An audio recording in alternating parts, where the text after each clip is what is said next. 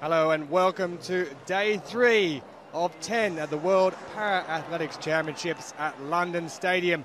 It's been quite a first opening day or two. Yesterday, on Saturday, it was all about the British athletes with world records falling left, right and centre along with championship records. What will happen on Sunday? Well, the temperature around the 21-degree mark. It's slightly overcast, but rather pleasant for the athletes with not too much wind inside the stadium.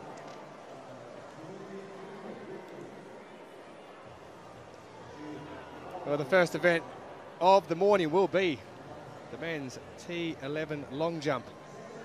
As the athletes are preparing, the crowds are coming into the stadium on a day where we'll see the likes of Tanner White try to defend his men's 1500 metres T54 title. Luku Quing goes in the women's 400 metres T11, and Jason Smith, the fastest Paralympian of all time, goes in the men's 100 metres T13. So let's just run through the schedule for day 3 of these championships. As I said, kicking it off, the men's long jump T11 final. Brazil's first gold medalist of the 2016 Paralympics will be taking part, Ricardo Costa de la Oliveira, who won gold in 2016 over Lex Gillette of the USA, who was the favourite. Women's 400 metres T11, Luku Quing, ever so good in both Rio and Doha. What can she do here on Sunday? And the men's 100 metres T13, Jason Smith goes with the likes of Araujo and Chad Paris from Australia.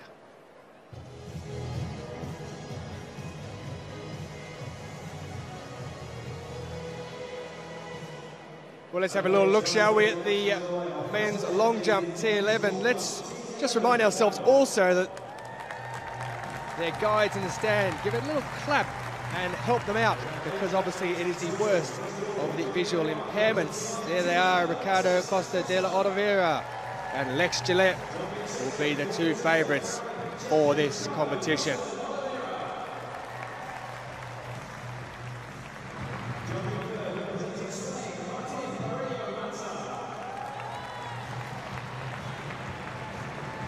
Well, the men's discus throw F42, Alan Davies of Great Britain. He will go as the favourite, the defending champion in this event.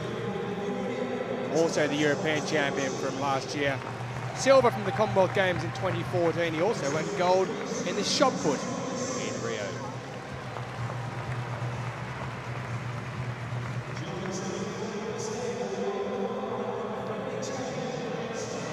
Men's shot put F33. Daniel Schiel of Germany, gold in Rio, bronze, looking to improve on that in the World Championships from 2 years ago. He'll face stiff competition from Algeria's Kamel Kayena, gold in 2013, gold all the way back to 2008 in Beijing, and also Kieran Chernovetsky.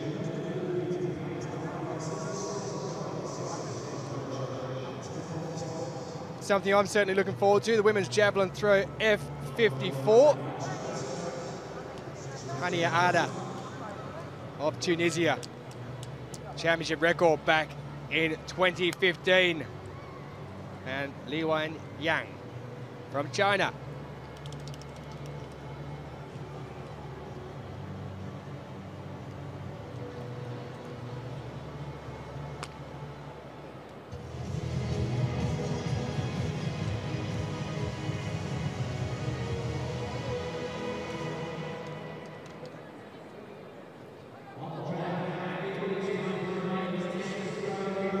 There is Alexis Acosta to get us underway on this opening morning. I'm Tolson Tollett. With me alongside for commentary is Will Downing. And Will can take us through the opening stage of the men's long jump T11. Yes, Lex Gillette is the world record holder, the twice world champion, twice Paralympic champion out there, 7 times medalist. But we'll start off with the Argentine from Buenos Aires, Alexis Acosta. But we haven't seen him in the last few major championships. He was 7th in the long jump in Lyon at the Worlds in 2013. He was 10th in the long jump of the previous Worlds in Christchurch in 2011, the first one to receive widespread TV coverage. He was 10th in the 100 metres there as well. Bowed out in the heats of that in Lyon 2 years later.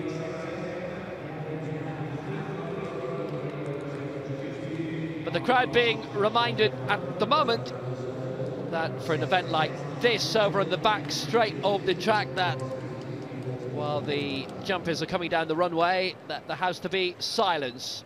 And for those of you who are not au fait with the men's T11 long jump, complete visual impairment, it will become very obvious very soon. I'm not sure there's an event like this, anything like this anywhere else in sport.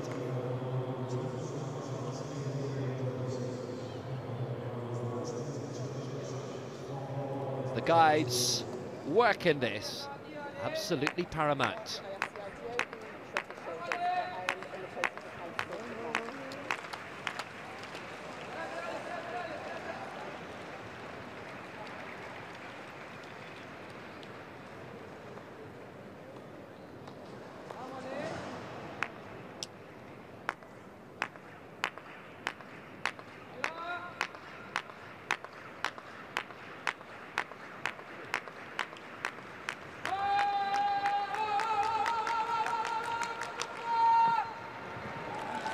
That's a very solid effort. As you'll see, it's a much larger takeoff area for these T11s, also the 12s.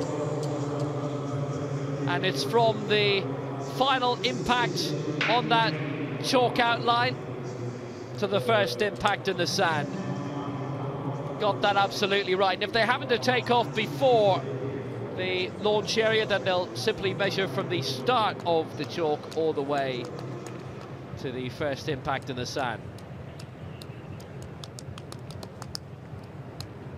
5:77 lifetime best set this year for Alexis Acosta. Measuring tape is out. Been out of major international competition just for a couple of years, but back now at the age of 30. Yeah, we need to separate. Yeah. I'm just waiting for the other volunteer to come and then we're going to have okay, yeah. Measuring is manual, a reminder of that. Measuring tape, 5:24. And he's the first man in the competition. So, another of the home favourites after Great Britain won 5 gold medals yesterday, 6 in the 2 days so far. We're into the men's discus, and this is Aled Davies.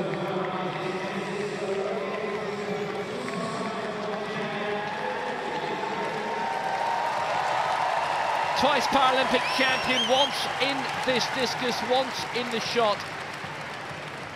He's the reigning world champion in both, and the reigning European champion too. Well, aiming to become Britain's 7th gold medalist in the London Stadium, but into the cage.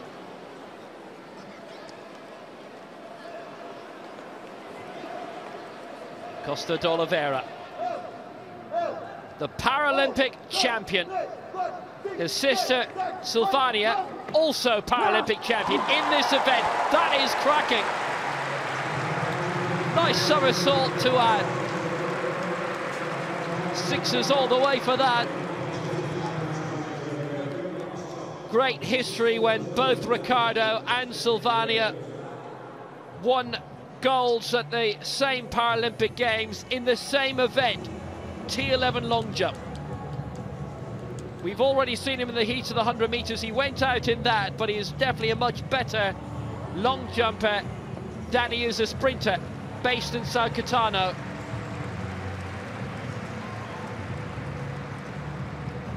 Brazil's para program for years, magnificent. Teresina Guilhermina, a big help for that.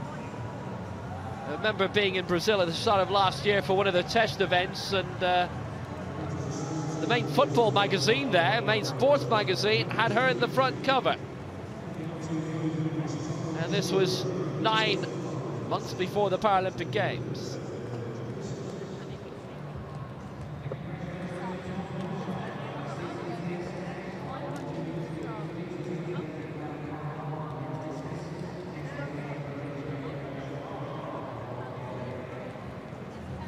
Next to come for Spain will be Martin Pareco-Massa.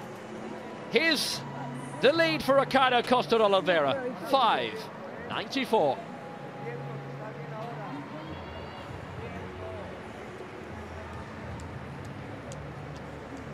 So Martin Pareco-Massa of Spain, based in Barcelona with the Hospitalet club. He's from Martorelles. Silver in the long jump of the Europeans in Grosseto, June of last year. Retaining the medal that he'd won 2 years earlier in Swansea.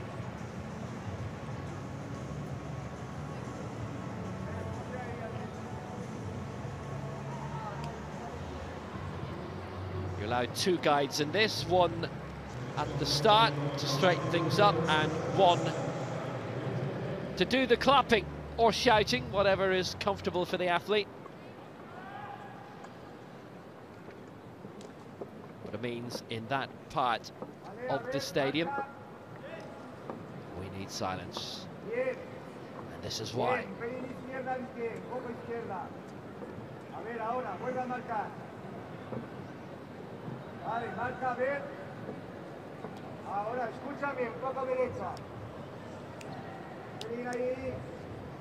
Escucha, Bien, bien, bien, bien, bien, bien, bien, bien, bien, bien, bien, bien. Vamos, fuerte, vamos. Nailed that brilliantly. There's a nice crowd on the back straight here at the London Olympic Stadium, even though it is a Sunday morning and it's just past 10 a.m. Probably 6,000 or 7,000 here already. We had 20,000 on the opening night. Last night's attendance figure for me was probably a little bit higher, maybe towards 25. And we've never had crowds like this for a World Parathletics Championship before, and this is the 8th.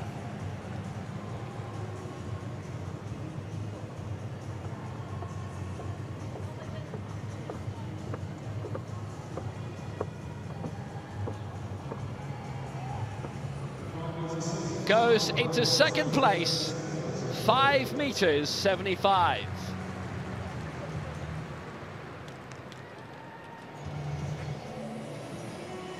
Well, time to move back to the men's discus throw. Alan Davies, we saw the defending champion with a foul on his first attempt. This is Tom Habschied, silver medalist at the European Championships last year.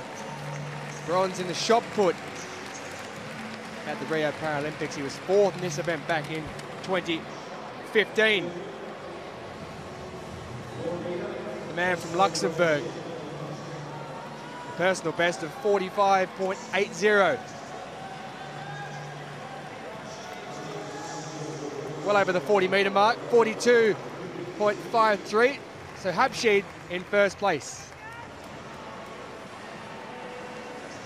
Obtrov of Bulgaria, 3rd place with the bronze back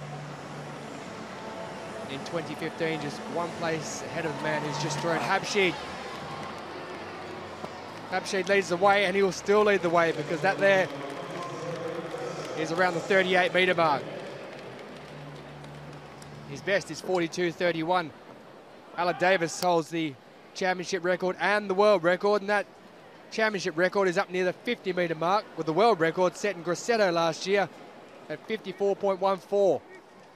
So Davies has some work to do. Ovtcharov has some work to do. He's currently in second position, 37.98.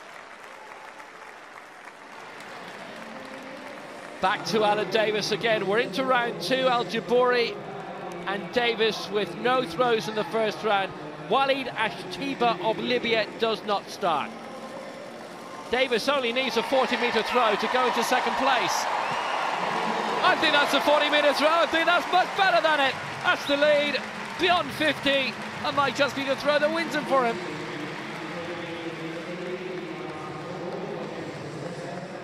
Alan Davies back in the groove straight away. He's a 4-time world champion, twice in the discus, twice in the shot. But Davies has broken his own championship record. It's the first 50-plus throw we've ever seen in a World Parathletics Championship, 51-54. Grauslis of Lithuania in the long jump.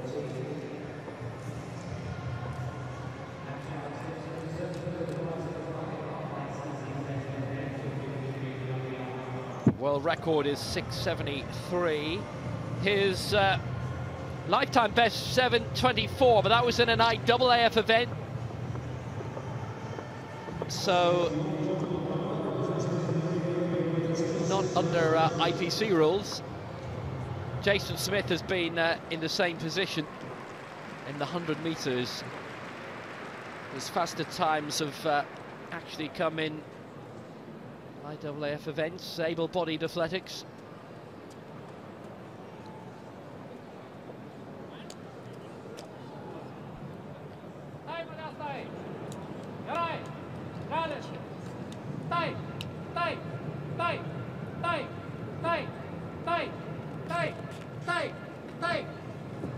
Grauslis didn't quite get that right, but the advice will begin instantly.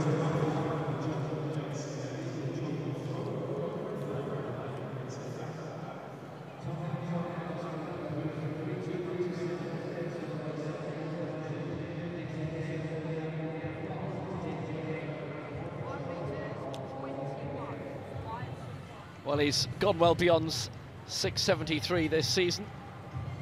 That's where it started from, way, way in advance of the board.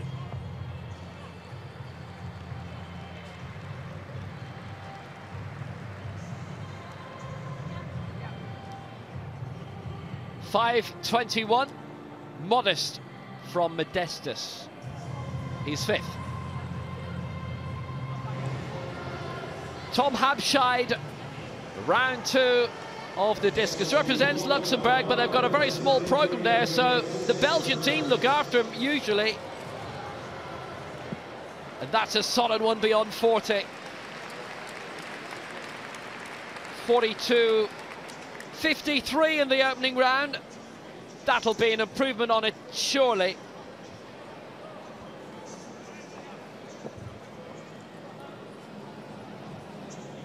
He's a regular medalist, particularly at European level.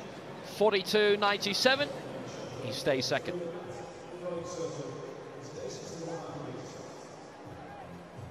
Time now to move to the track for the first of the men's 1500 metres T54 heats. Kenny Van Veegel there has already competed, winning a bronze medal over 100 metres on Friday. For the name you can see that everyone will be looking for, Brent Lakatos. So Patello Jimenez starts from lane 9. He'll have plenty of work to do with the best of around 3 minutes. Julian Casoli, 4th in the European Championships, disappointing in Rio last year.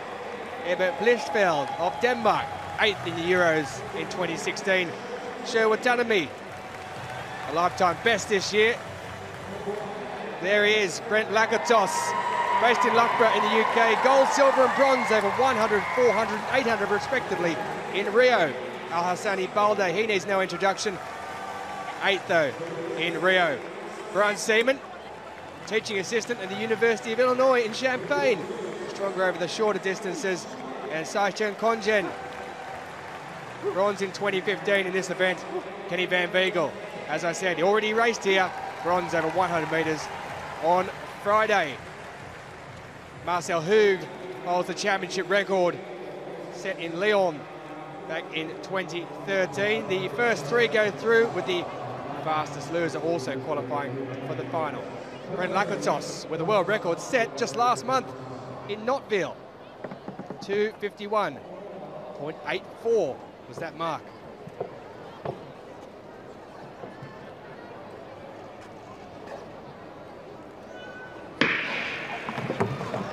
away they all get. It's Van Beagle who gets away out in front to take an early lead, but coming through there on the outside is Congen. We do know the tyres, they like to get out to a very fast start, and when there is more than one of them, they do work very, very well in conjunction with each other. It is Congen who leads them away. As I said, Marcel Hug will be racing a little bit later. He holds the championship record in this set from 4 years ago. Now moving up front, it's Sho Watanabe of Japan, 17th in this event back in 2015. Lifetime best this year though, as I mentioned a little bit earlier. He takes them through after the first 300 metres. Pace quite sedate. Watanabe leading, Julien Casoli behind him, 5th World Championship, 3 Paralympic Games to his name. Smattering some medals, all bronzes, never yet a gold to his name. Balde in 3rd place for Germany. You might know the life story, very interesting. Born in Guinea, serious medical problems, moved to Germany for treatment when he was 9 months old, and he stayed there, and he's a very good representative for them on the world circuit. Won bronze in the 15 and the 5 in the Europeans last year in Grosseto. Silvers in both 2 years earlier in Swansea. Watanabe taking up all the work so far, tucked right in the back. Lakatos on the outside. There he is with the black maple leaf in his helmet. It's already been a very, very successful time here for the family. Wife Steph Reed winning gold yesterday. Julien Casoli there in the 2nd place at the moment, but you can just see Lakatos working around the outside. He's going wide though, he's giving himself a bit of extra distance, but he does realise that he is the top 3 as the pace quickens somewhat on this lap. So it's Watanabe who leads from Julien Casoli, who's in 2nd place. Lakatos now is coming around in the number 5 helmet you see there, around the outside to try and take the lead, but Casoli has kicked again as Watanabe slips back. Balde also slipping back a couple of places, but it's Brent Lakatos with just his wheel slightly ahead of Julien Casoli as they come around into the home straight. So it's Lakatos in 1st, Casoli in 2nd, and coming down the outside with number 2, it's Saishon Congen, who was a bronze medalist in this event back in 2015, as they take the bell. Lakatos at the bell, Casoli, and on the outside, good work, very, very good work. Saishon Congen of Thailand, being locked to the back now. On the outside, Kenny Van Weigel, bronze in the 100 metres. Earlier in these games, 6 times a global champion, 4 in the Worlds, 2 in the Paras. Still going well in the outside is Brent Lakatos. Casoli working so hard on the inside, so congested. It's the first 3 to go through to the final, and there's 7 of them all bunched here. Lakatos going very, very well on the outside. Congen's trying to move up as well, but Lakatos is going to get the win. 2nd place looks to be Congen, and Balde too on the outside might just have nicked 2nd place, but they're the 3 who go through anyway. And Lakatos did that perfectly. 3:20.29. No drama for the Canadian at all. Took it up with about, what, 600, 700 to go, and away he went into the final. No problems either for Balde, who came up very, very late. Congen too. Well, he saw his wife Steph Reed do a marvellous job in winning her long jump event already at these championships. Just coasts across the line there, and I think just on the inside Congen has got it, with Balde coming home in 3rd. It makes no difference because the top 3 will go through automatically to the final. Brent Lakatos, he's got plenty of work to do at these championships, and this is his 1st effort.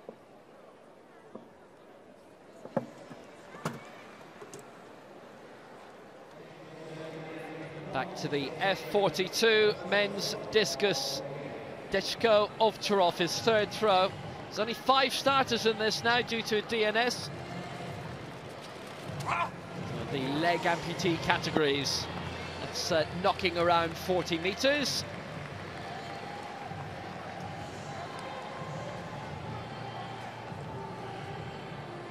It's round about where all of his throws have been so far. Good distance. Might have been red flagged for that, actually. It's prosthetic. No, very good. 38.54. Best so far for him, and he's in third place.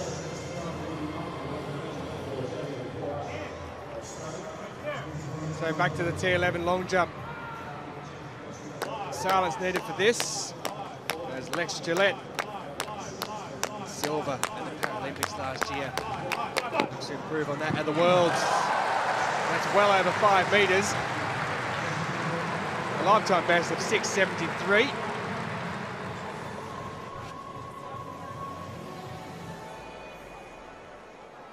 About halfway down the board there. So still a bit of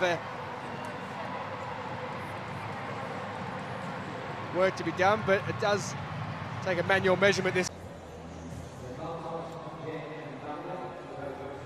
So confirmation of the opening heat in the men's 1500 metres T54. Brent Lakatos in 3:20.28. Sachin Konjen in second, the bronze medalist from 2 years ago. And on the line in third place, Al Hassani Balde also qualifies.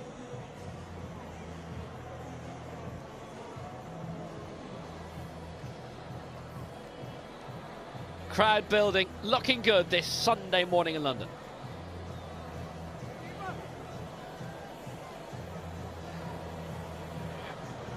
Second heat of the men's 1500 metres T54. Some brilliant names in this. The great Kurt Fearnley, the 4 times world champion, 3 times Paralympic champion, the reigning Asian Games and world champion Rawat Tana of Thailand as well, plus Richard Kiosaro. Inside, Patrick Monaghan for Ireland, 31-year-old, 16th in the Rio Marathon. For Japan, Tomoki Suzuki, second world champions for him, as it is for Faisal Al-Raheki of Kuwait, former basketballer. Here's Kurt Fearnley, silver in the marathon in Rio, behind Marcel Hoog, bronze in the 5. Richard Kiosaro for Great Britain, gold in the 2 and the 4x4. 3 silvers in Grosseto, the Europeans last year. Jorge Madero of Spain, 8th in the marathon in Rio. 3 times world champion Hong Suk-man of Korea. Rawat Tana, the reigning Asian Games and world champion, won the 5 and the 15 2 years ago in the Worlds in Doha for Thailand, and is Tristan Smith from Canada. Bronze in the 4x4 in Rio from British Columbia. So again, the top 3 to go through.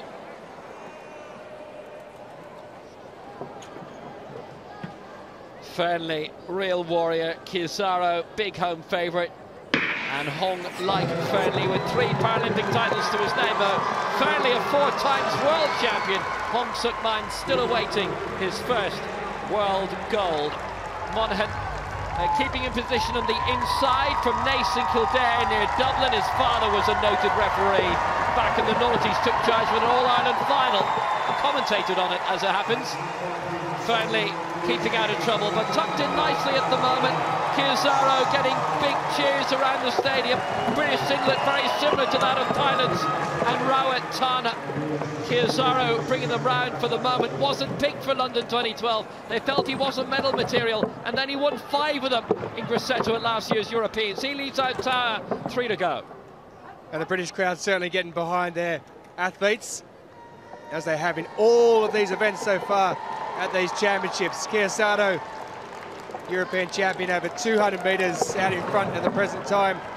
And Rawat Tana, we've seen what he can do in the past, and he always just holds, a bit like Brent Lakatos in the opening heat, and gives himself plenty of space to come around the outside when required, as many of the Thai athletes do. They like leading and getting out to the front and being in a position to really come home as quick as they can as they head around the back straight. Kurt Fearnley is also very, very nicely placed as well, just not getting boxed in on the inside, as Tristan Smith, who's in 3rd position, but he won't be able to get out from there, so he'll have to make a move at some point. Tana Mawat in 2nd place, but it's still Richard Kiosaro who leads with 2 laps remaining.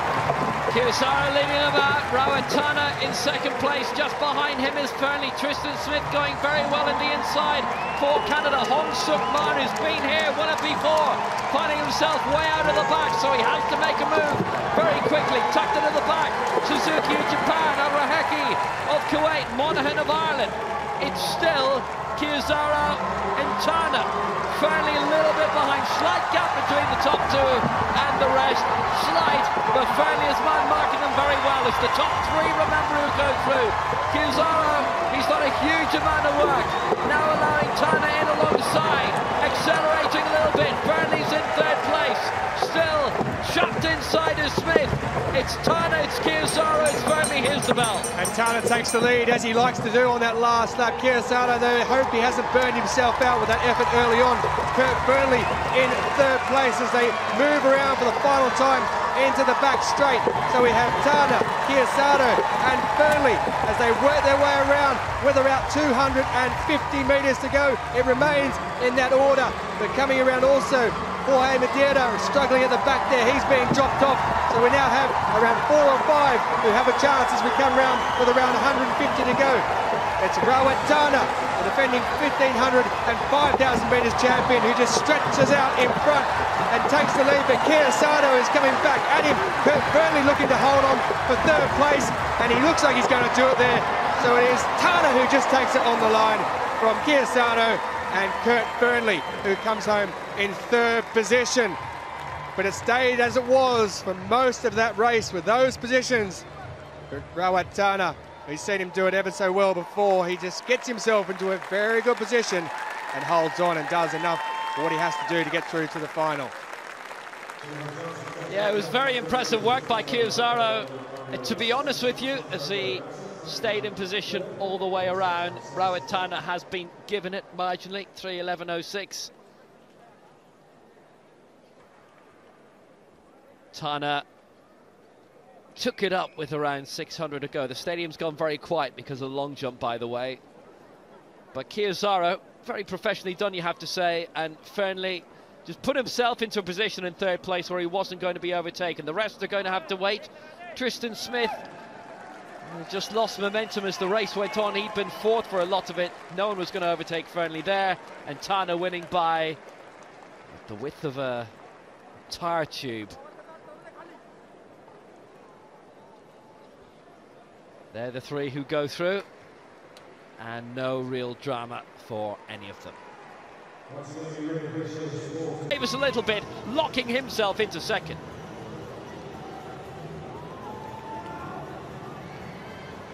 Here's our leader. Alan Davies of Great Britain. Foul with his first throw. 51.54 with his second, 50.70 for his third, but the new championship record of 51.54 is the mark he's looking to beat. That one, though, won't be near it. Only around the 43-metre mark, that one. Didn't quite get the release that he was looking for, as he did with his previous throw. And walked straight over the line to get a foul. No point taking that, as he looks to defend the title from 2 years ago. European champion as well. Gold in the shot put last year at the Rio Paralympics. He remains in first place. Sweden's Mohammed Al-Jabouri. Lifetime best of 39.69. Would require a much bigger effort to get up there into the middle places.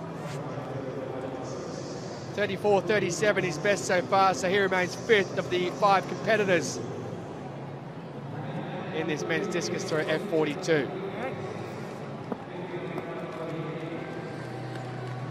Knocking around the mid-30s for Al-Jabouri.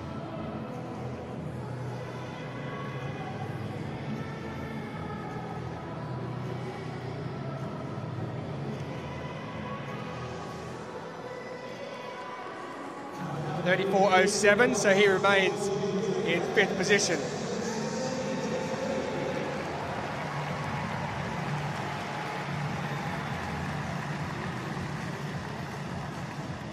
Whether in the early 20s, maybe get a little hotter during the day, we shall see.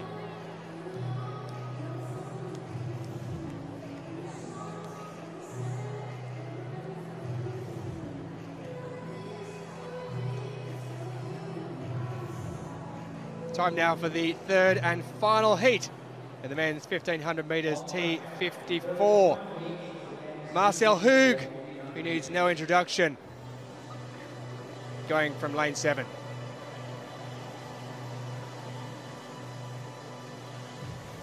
Hassani of the United Arab Emirates will go from lane 8.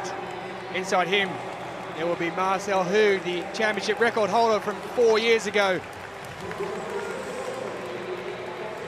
Daniel Romanchik competed in para-swimming and triathlon along with wheelchair basketball and para-ice hockey in the past as well. Masayuki Higuchi, 8th in the Paralympics last year. Yassine Gabi of Tunisia didn't finish in 2015 and a disappointing 2016 Paras. Lu Chengming, 4th 2 years ago, looking to get into the medals. And Jake Lappin, the 24-year-old from Essendon. Illness restricted him at the 2016 Paras.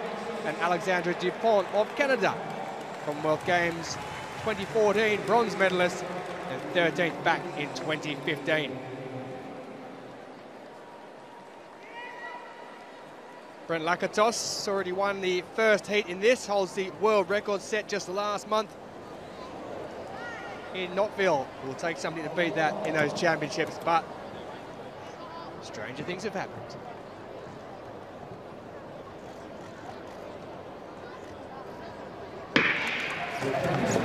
And away they get, so Dupont, Lappin, Lu, Gabi, Higuchi, Romanchak, Marcel Hug and Alhalansi.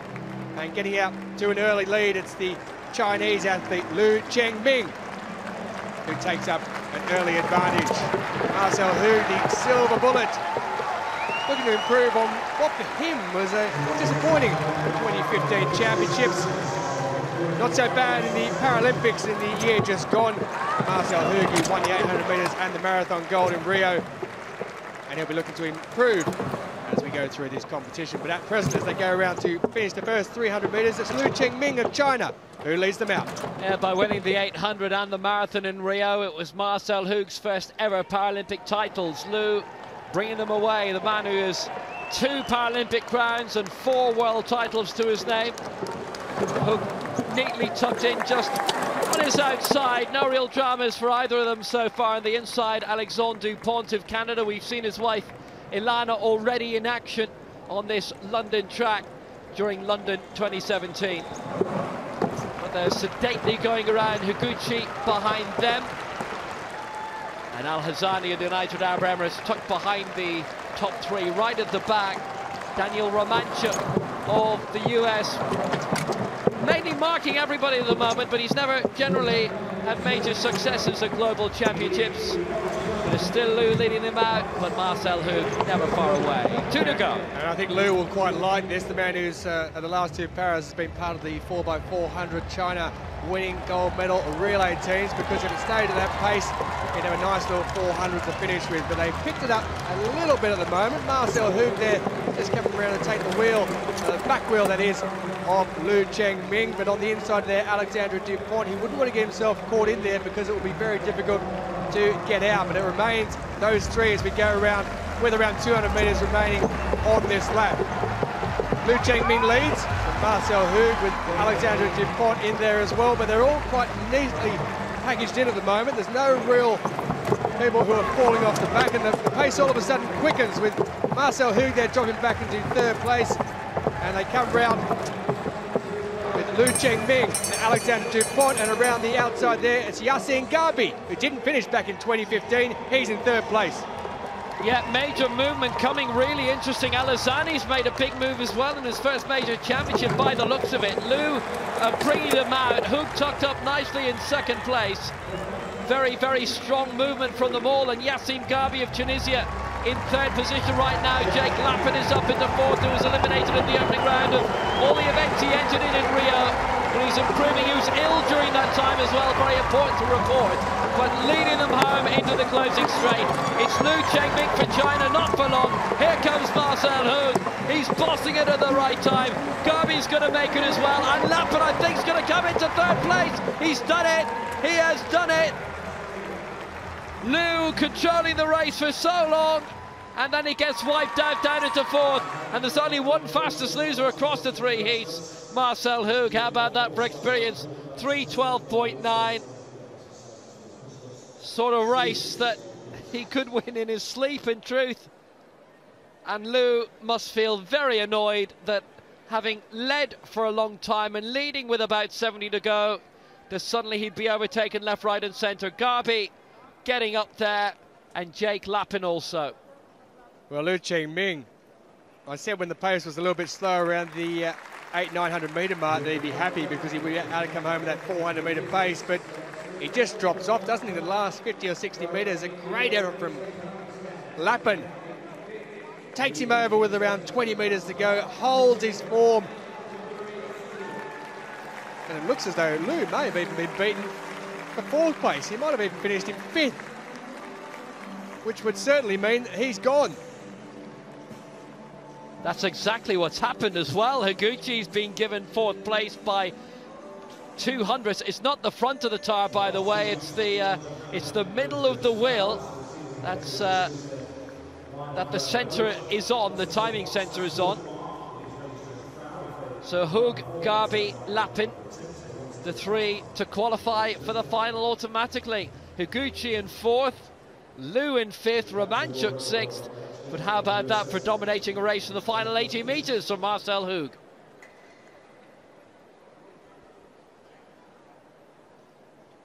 And here are the 10 to qualify for the final, and Sachin Kongen, the fastest loser, Chiusaro and Balde joint fastest.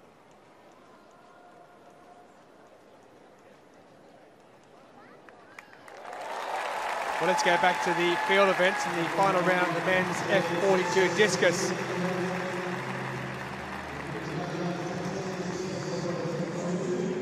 India's Jaideep. Alec Davies, of course, leading with a throw well over the 50-metre mark. Needs something here, does Jaideep. 37.53. He's in fourth position. Turned away straight away, though. He didn't like that one.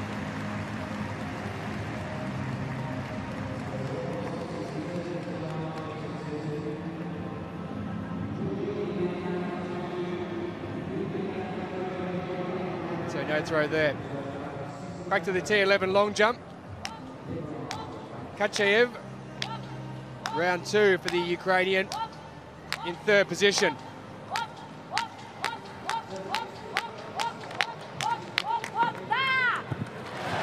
That one's big, big indeed. You can see from the board on the far side there that the 6-metre marker. He's in third position currently. Well, he's now in first, 6.17 for the Ukraine. It's Ovcharov as we return to the discus.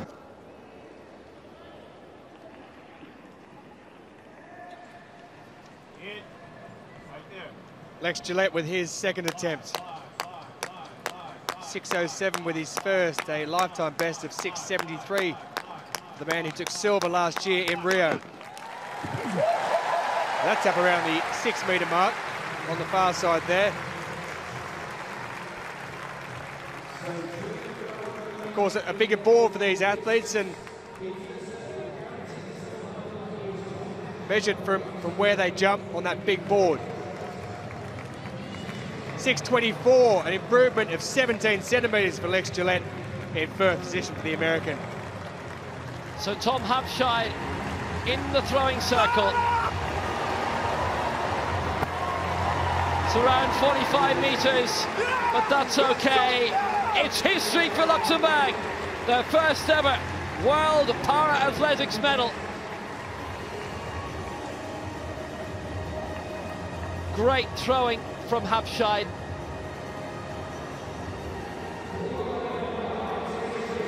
Celebration time. Gloriously done. It is silver for Hampshire and Luxembourg, which means gold for Great Britain and Alec Davies. 45-31. Hampshire 6-round throw. But here's our champion again.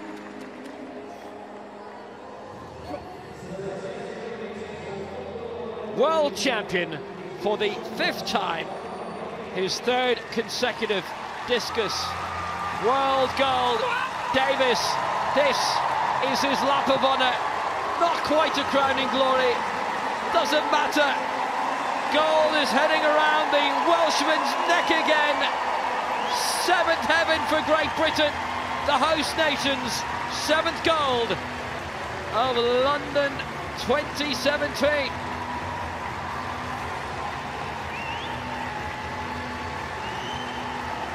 Such a popular athlete. One of those great names that's helped para-athletics to be a really big deal. Headline news in this country. How this sport has changed in the last generation. He's one of very many names that's helped that. Alan Davies, championship record, and a gold for Britain, 51-54 in the London Olympic Stadium. So Alan Davies, the world champion, with that championship record. Tom Habscheid with Luxembourg's first ever World Para-Athletics medal, a silver, 46.83, and Dechko Ovcharov, the bronze for Bulgaria.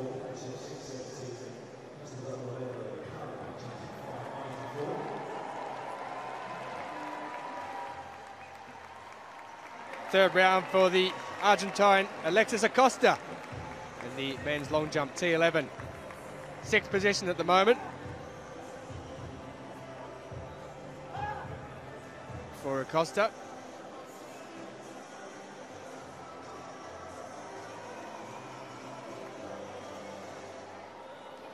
That one there, not exactly what he wanted, to improve his position from 6th where he is at the moment. Complete silence, of course, required for these athletes. 5:03, so a bit of work to do for Alexis Acosta.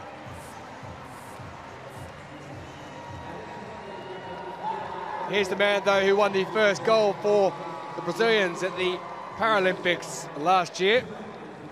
Ricardo Costa de Oliveira.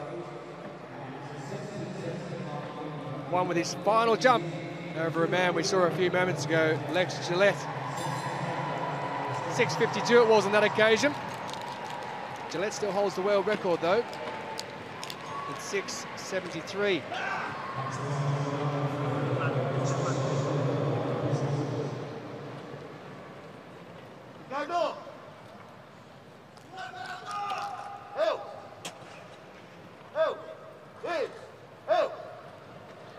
You saw his guide on the line there just a moment ago.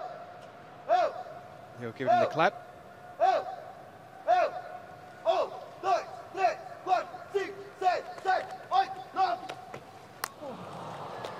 No jump this time, though. So he runs through, that will be a red flag. Ricardo Costa de Oliveira.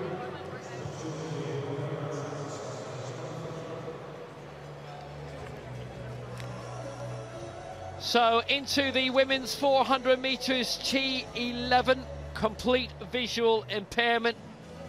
Julia Santos, who was a very good support player to Teresina Guillemina in that relay team, she goes in this. Chicasso of Angola also having a successful career to date. Diana Coraza of Mexico from Puebla, best result, 5th in the 400 metres in the Worlds in Doha 2 years ago, and Jorge Gasper Turner is her guide. Lane 5, Angola, Esperanza Chicasso, bronze in the 200 metres in the Worlds in Lyon in 2013, and her guide Eduardo Chimboto. For Brazil in lane 3, Julia Santos, bronze in the 1 and the 2 in the last Worlds in Doha in 2015, bronze in the 100 in London 2012 and Lyon 2013 at those Worlds. And here's the reigning Asian World and Paralympic champion for China, Li Kujing.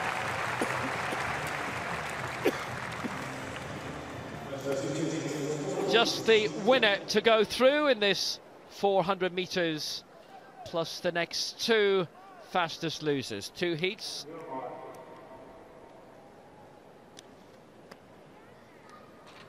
Only the winner with a guarantee. So it's Liu in 1, Santos in 3, Chicasso in 5, Carassa Castaneda in 7. Liu with 2 golds in Rio, 4 medals overall. The 4 golds in Doha at the last Worlds, all of the sprints, the 100, 200, 400, the 4x1. And she won all that, plus the long jump in the Asian Games the year before in Incheon in Korea. Probably didn't have room in the timetable for anything else.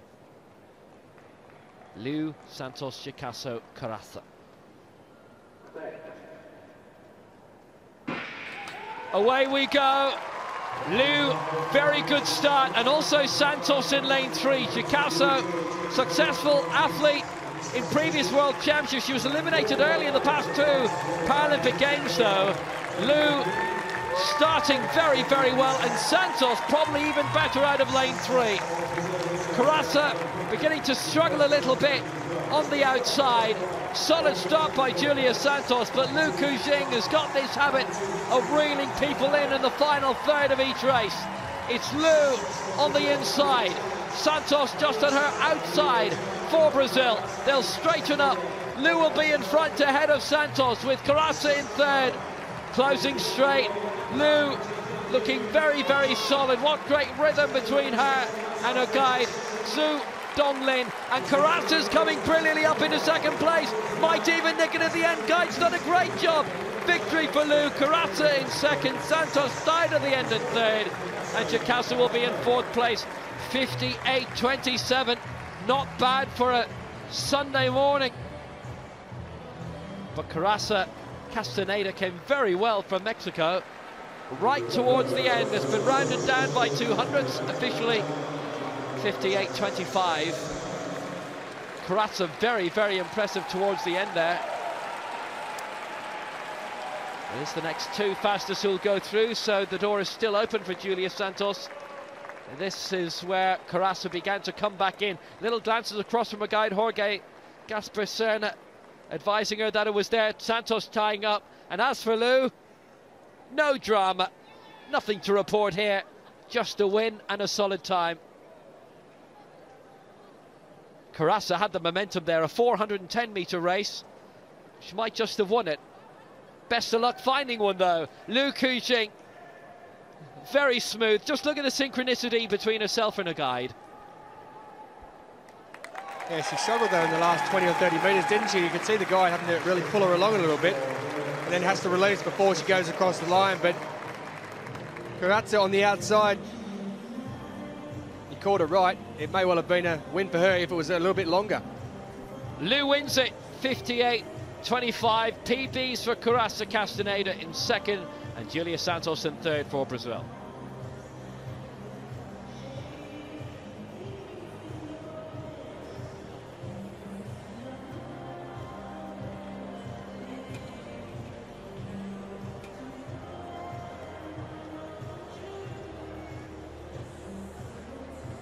So back to the men's long jump, T11, 3rd round. Martin Parejo Madza of Spain in 5th position.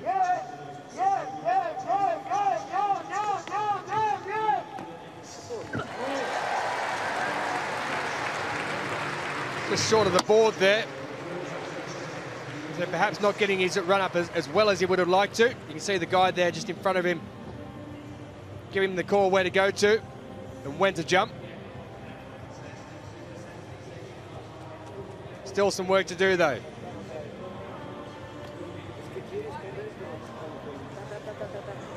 A foul in the last round from the Paralympic champion, Costa de Oliveira.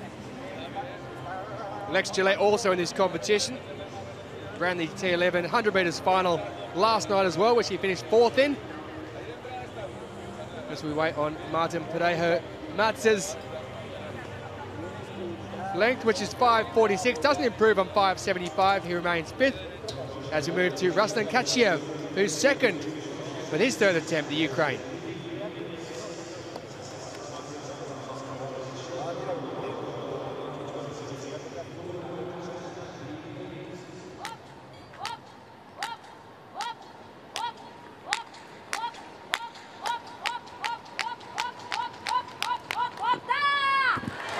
There is a very, very good jump. In second position at present. Katchev likes it. The crowd liked it. Gives the bow for it. And why wouldn't you?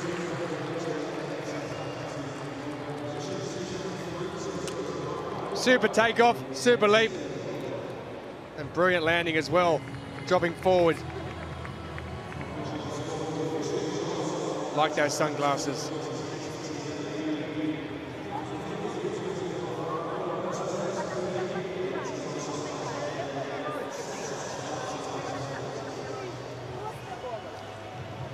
It's an event which is going to go on for a while, obviously, so you're allowed extra time to get the athlete ready. We're only midway through round 3 and this competition started about an hour ago.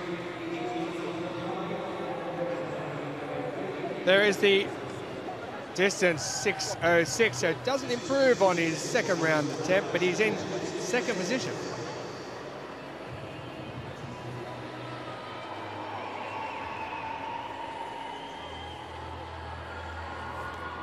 Lithuania's Modestas Graslis. Now, 5th in the European Championships last year. He has actually jumped in a unofficial event this year, 7 meters 24. If he did jump that here, it would smash the world record.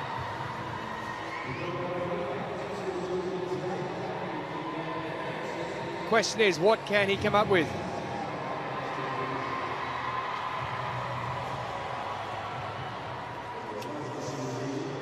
Turns 22 years of age next month. At present, 5:21 leaves him in 7th position as he prepares for his 3rd attempt.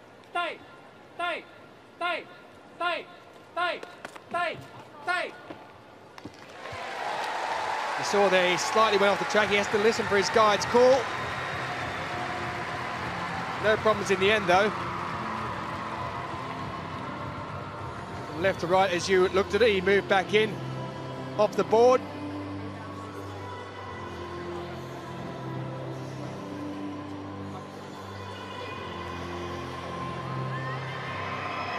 And we just wait for a bit of extra time here because it's manually measured. For the reason being, it takes a little bit longer for the distance to come up on your screens. See there the manual measurement from where he's taken off on the board. Very precise.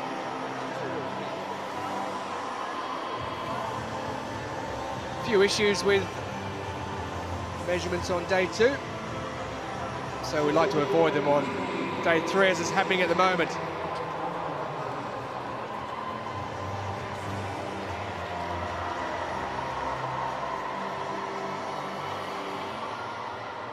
.532, an improvement for his 3rd jump, but he's now in 6th position.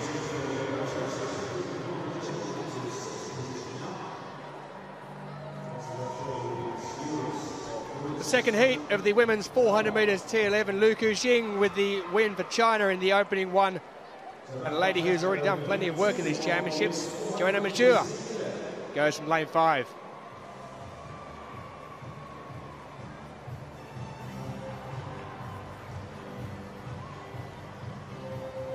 Krishna Shepkamai of Kenya with their guide Tom Sharito Sande.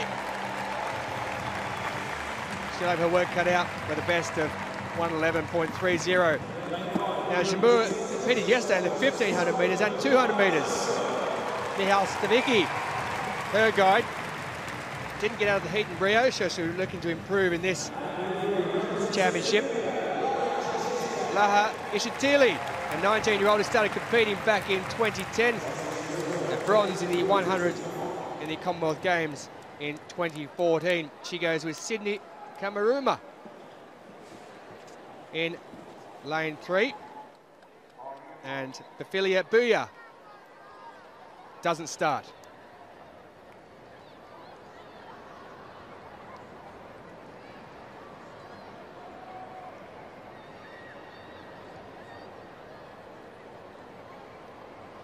So just the three with Boya not starting in lane 1 for Angola.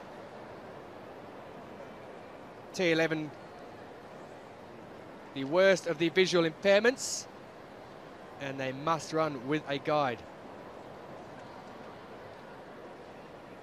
The first in this automatically qualifies, and then we have the next two fastest from the two heats to advance to the final, and they're away at the first time of asking, all out pretty sharpish from the blocks, and Joanna Majeur has probably got away the best as they come around through the first 100 metres. She's there in lane 5 with Michal Stavicki. Didn't get out of the heat back in Rio, as I mentioned, but here she's looking very strong indeed. She comes up on the outside of the Kenyan Jepkemei and moves straight past her, but on the inside there, keeping distance there, is Ishachile. Ishachile still in with a chance here as they come around with around 150 metres to go. But it's Joanna Majeur who looks like she's doing it quite comfortably. There may be a bit of lactic acid burn here. She ran in the 1500 metres and the 200 metres on Saturday, but she does it very simply as they come around with around 80 metres to go. She's going to take the victory here. In second place on the inside is going to be Laha Ishachile, the 19-year-old who only started competing 7 years ago. And Joanna Jamua, she'll have to go across the line first when the guide lets her go. She does just that in a time of 1:01.23. It's Ishachile who comes across in second place, and Jepkemei will come across in third to round it off. No, Bafilia Boya, of course, she didn't start in this race, so first to go through automatically is Joanna Majeur of Poland. Confirmation there of 1:01.22 for her. Well, pretty easy there for Jamur, it has to be said. There wasn't much pace on in the race. Well, 5 seconds outside the championship record set by the Brazilian Teresina Guilhermina back in Lyon 4 years ago. You can just see her guide there, Michal Stavicki, who's been a busy man over the past 36 hours as he brings her home across the line. No real worries in this. The pace doesn't need to be on at that stage because she's going to qualify automatically, so conserve a bit of energy, put the hands up going across the line and get the victory. A season's best for Majeur in 1:01.22. Also a season's best for Ishachile, but she'll have to wait to see if she's qualified. And Jepkemei in 1:08.07, a personal best for her. Bafilia Boya not starting. So let's have a look at the qualifiers who goes through. The two winners there, of course, go through automatically, Majeur and Ku Qing. And it's Karatza in the first race with a personal best for her, 58.51, a much faster heat in that one. And Julia Santos of Brazil, also a personal best for her, 59.73. They're the four who go through to the final.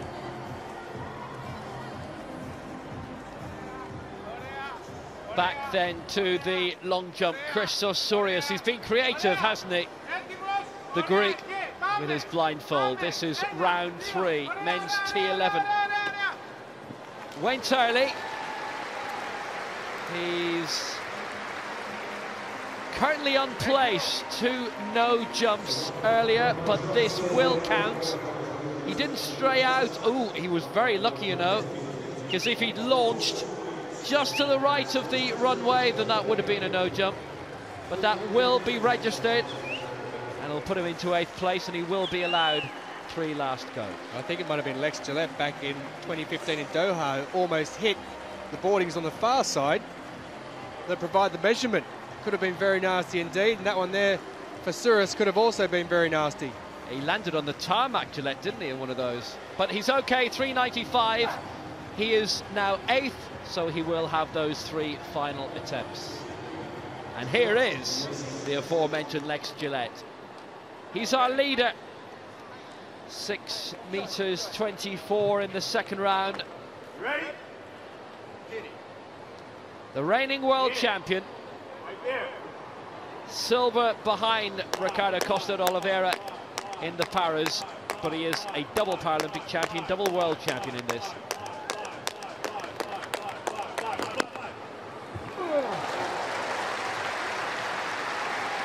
Obviously landed around the 5 meter mark, but they are measuring from where he took off.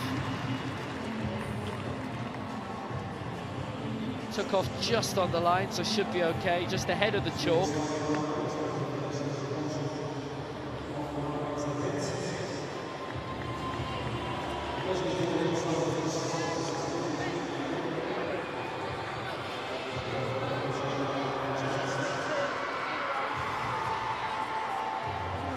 Gillette, who's based at the US Olympic Center in Chula Vista in California. First major medal was in Athens when he won silver in this.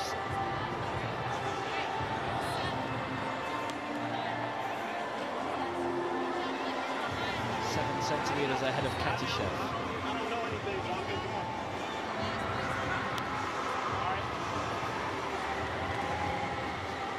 It won't be his best, it's 6 meters dead. The lead is still Gillette.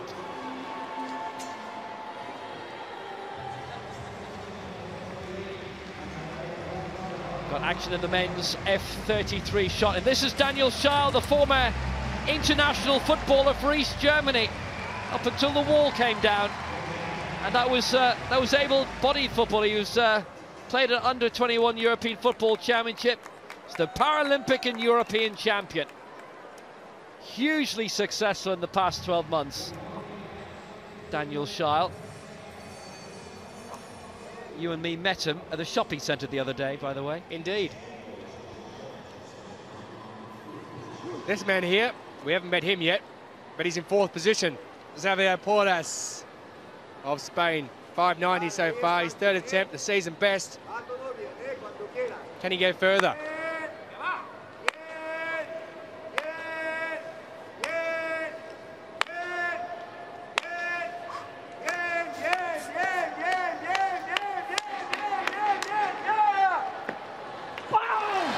That one's not too bad indeed.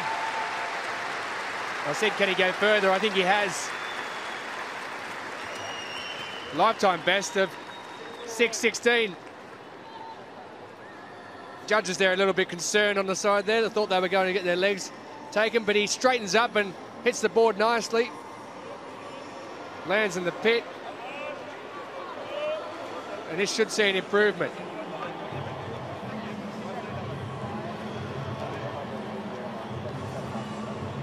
Lifetime best of 6.16 for Portas. You see the judges there measuring from just behind the board because of where he actually took off from in this T11 event. Well, he's up into 4th position still, 3 centimetres away from when he jumped just a moment or two ago. So what sort of a judge am I? He's missed out on beating that mark.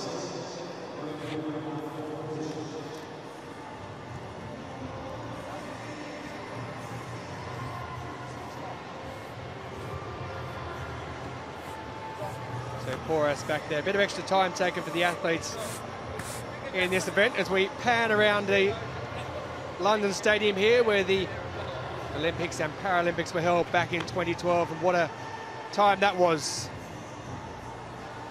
The inspiration for a nation. And one of those who inspired a nation is in this first heat of the men's 200 metres T36. It's coordination impairment.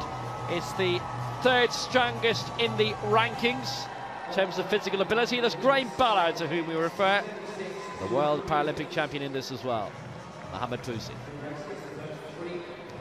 So for Poland in lane 7, Krzysztof Tiuska, silver in the 400 and bronze in the 8 at the Europeans in Grosseto last year. Graham Ballard, who won silver here in the 100 metres at London 2012, popular athlete from Chorley near Manchester, silver in the 1 and the 2 in those most recent Europeans. Chang won some of Hong Kong in lane 5, 7th in the 200 metres at the Asian Games 3 years ago. Great name in lane 4 from Auckland. Keegan Pitcher, 19 years old, his first major championship. Lane 3, the reigning 100 metres world and Paralympic champion and Asian Games champion and Asia Oceania champion, Ridwan Mohamed Bouzi of Malaysia. And in lane 2, from Slovakia, Benjamin Erban, bronze in the 100 metres of the Europeans last year. It's the top 3 to go through, and the next 2 fastest losers across both heats. World record holder is not here, Evgeny Shvetsov of Russia. Well, Graham Ballard, massively popular athlete. silvers in the 100 and 200 in each of the last 2 European Championships in Swansea and Grosseto. Erban, Mohamed Pouzy, Pitcher, Chan, Ballard, Ciuska, first 3 to qualify.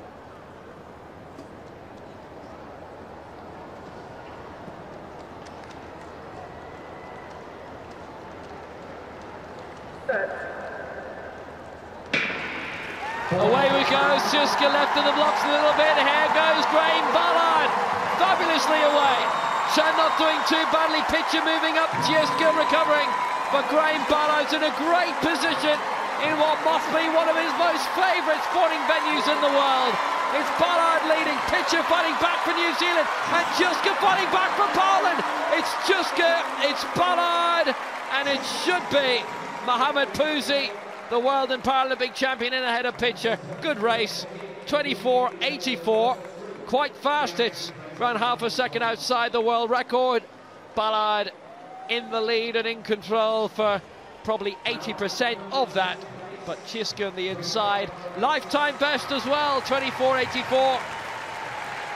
Lifetime best by half a second. Ballard just being reeled in towards the end. And Mohamed Pouzy, so excellent, particularly over 100 metres. Was 4th in the 200 in the last World Championships in Doha. He took 3rd. What a start by Ballard. And Ciuska, slight disadvantage, obviously, having to crouch down just for the gun for a microsecond. That's due to the coordination impairment that he's suffering. It's the second most impaired category of the 4 standing ones. Ballard just beginning to be caught out a little bit by this stage, physically, and then by Ciuska, and Pitcher unable to run down Mohamed Pouzy in 3rd. So Ciuska, Ballard, Mohamed Pouzy, but Pitcher clocking a very good time. Bit of a dip there. That was close. Mohamed Pouzy getting that by a fraction for me, by 1/100th of a second, but Ballard, no real problem. You get nothing for a win in this apart from a slightly better lane draw, but obviously he's running in home soil, so wanted the win. Look at Ciuska go. Lifetime best for him, but also for Pitcher. Ciuska, Ballard, Mohamed Pouzy, the 3 to go through, but a new Oceania record for Keegan Pitcher in 4th.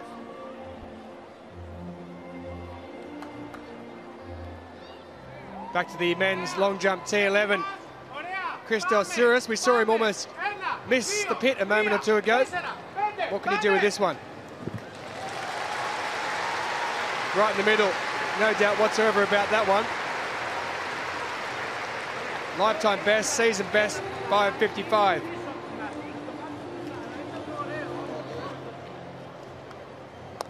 May not necessarily be up there in the medals in this one.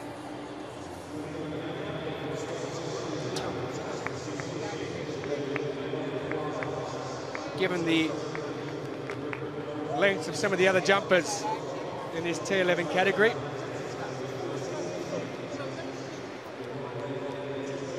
If you're just tuning in, you see the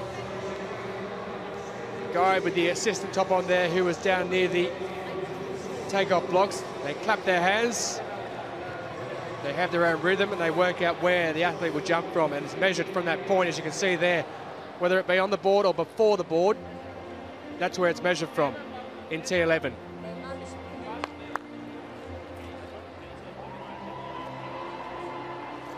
Takes a while longer due to a manual measurement. The athletes get a bit longer. The competition takes a bit longer. 4.84, so an improvement on his best so far in this competition, but he stays in 8th. Now in the foreground there, Alexis Acosta.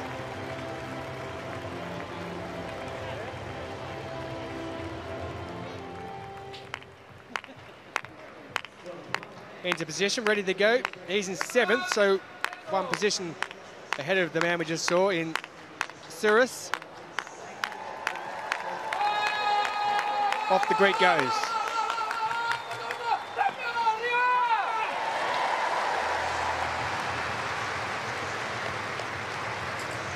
So Acosta, the Argentine there, right on the board. Couldn't have got much further, actually. 5.77 is best coming into this for the South American.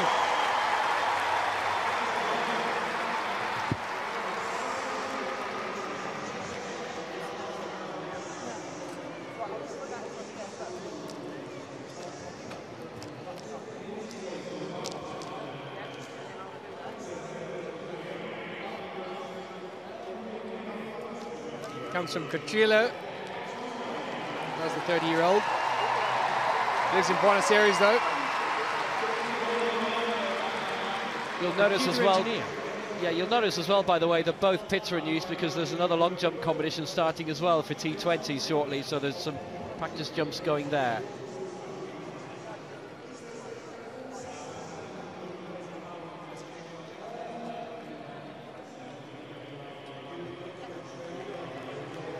No improvement then. 5.24 centimetres off his best so far in this competition. Costa stays in 7th.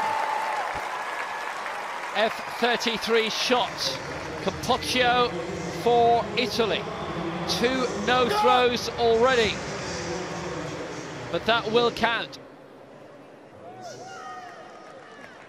Solid start for Daniel Scheil, as we've seen, for Germany. 3 throws at once.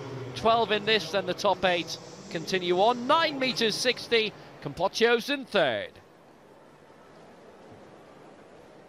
Back to Modestas Grauslis of Lithuania, his 4th attempt in 6th position. Now, we've spoken before about the fact that he broke a world record in the unofficial event this year. At 5.32, he's got some work to do in this one. Not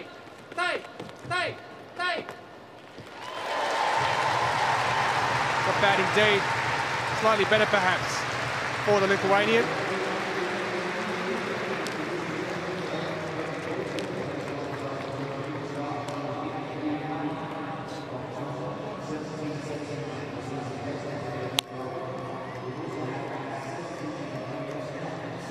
The 21-year-old who took up athletics back in 2010. His coach in the stand, Alphonsus Buliolis.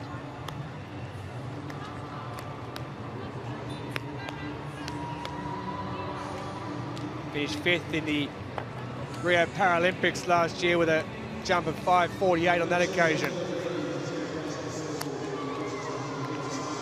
Was 5th also in the European Championships back in 2014. 5.39, so it is an improvement, but he's in 6th position.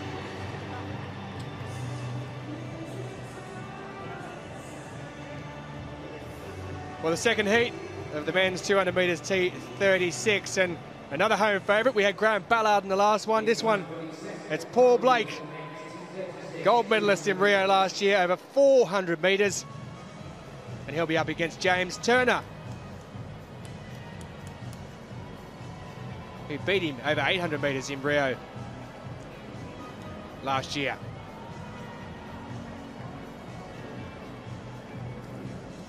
But this one is over 200. And on the outside there, silver medalist in the long jump from the Rio Paralympics, Rodrigo Pereira da Silva. Bronze over 100 in 2016 as well. There is James Turner. Gold over 800 metres at the Paralympics, defeating the home favourite Paul Blake.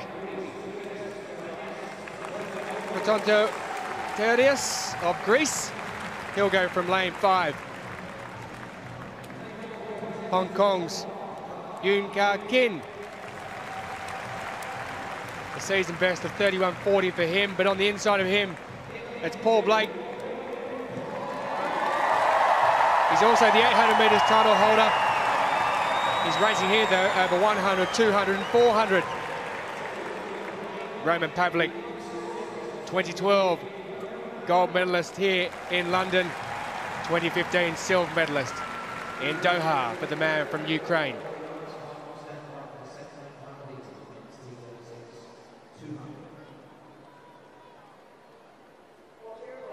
So Pavlik in 2, Blake in 3, Ewan in 4, Terdius in 5, and Turner in 6 with Pereira da Silva, who goes on the outside in lane 7.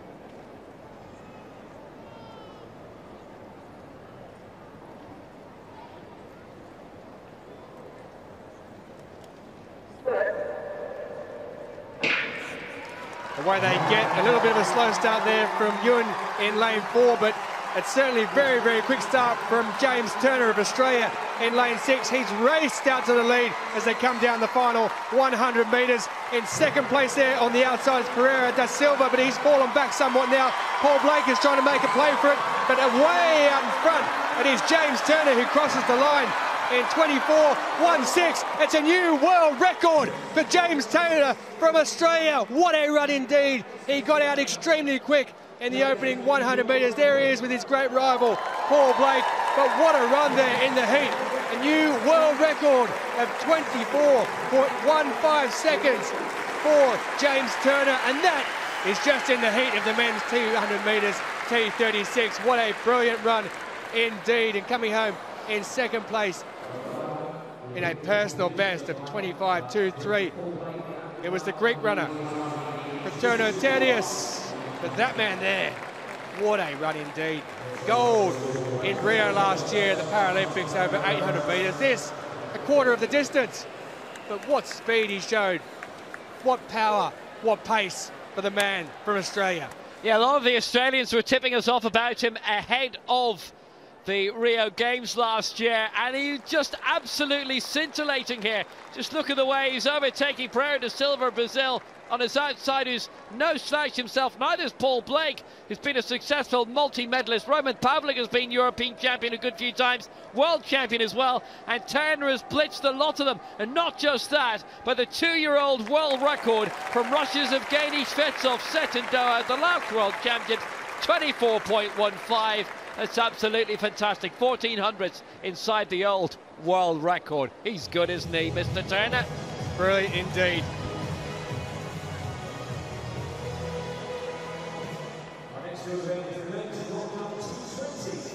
So Pereira da Silva comes home in second position. What about that run from James Turner? Why wouldn't he have a cheeky smile on his face? He knows exactly what he's done there. Shvetsov might not be here, but he couldn't do anything about that.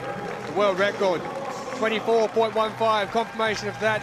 Rodrigo Pereira da Silva, a new area record for him, 25.23. Also through Roman Pavlik with a season best of 25.28. Paul Blake qualifies as a fastest loser, 25.29, a new personal best for him. So what does this mean? Well, Turner obviously goes through with that world record. Shiska, Ballard, Pereira da Silva, Pavlik, Paul Blake, Mohamed Pouzi, and Keegan Pitcher, who finished very strongly in that opening heat, also qualifies for that Oceania record.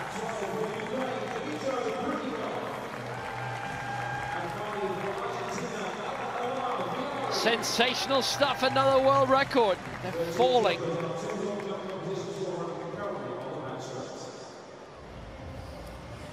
Back to the men's shot put. This is F33.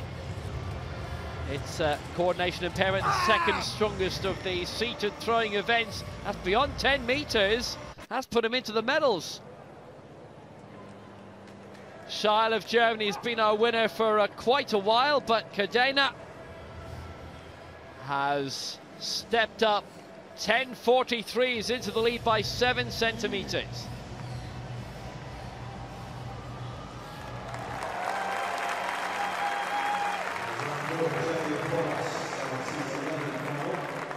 Back to the long jump, and Sahani of Singapore.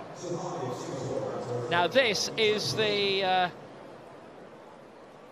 T20 long jump. This is the intellectual category, and this is our first entrant in it. So 2 long jumps taking place alongside each other at once.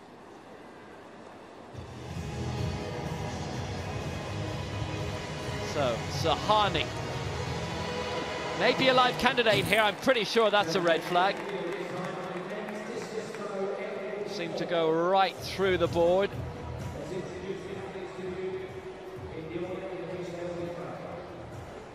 Sahari was 8th in Rio in this competition. There's not a lot of field events for this intellectual category. It's a big red X against him straight away. So let's introduce everyone then. Sahani, who's also a speed skater. Poland with a very good T20 programme, so Mariusz Petruszka will certainly be a big candidate to watch out for. Oberoi bronze in the triple jump previously. Yamaguchi, Villamarine, Romley of Malaysia, a multi-champion. Ranki Oberoi then, bronze in the triple jump in the last World Championships in 2015, fourth in the long jump at the Euros the year before in Swansea. From Rotterdam.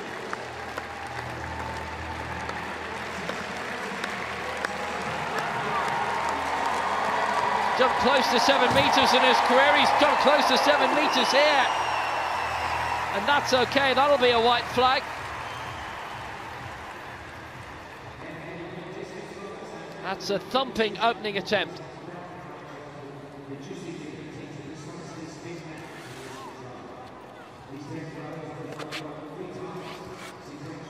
Wind reading plus 09 at his back.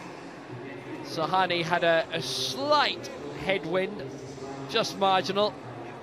It's one of the best attempts of his career. It's a season's best for Oberoi. 6.83 into the lead.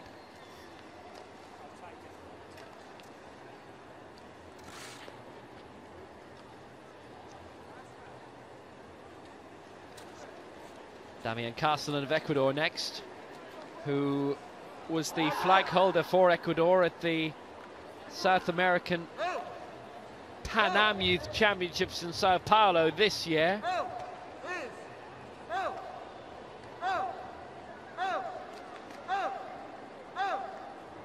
Eighth in the 400 metres in Rio and 12th in the long jump. And this is the T20. You can still hear the T11 alongside,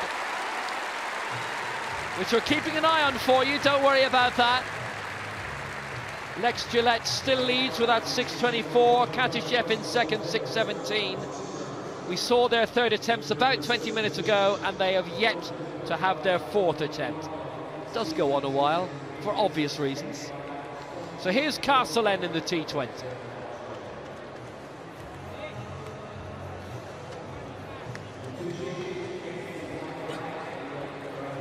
Red flag, broke the plasticine also. In terms of the T20, the intellectual category, there are strategy tests that the prospective athletes have to do.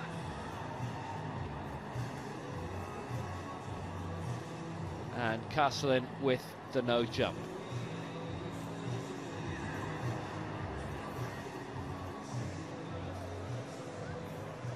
Another great name of para sport goes in the men's 100 metres T13 heats, and that is Jason Smith, the 5 times Paralympic Games champion, 5 times world champion.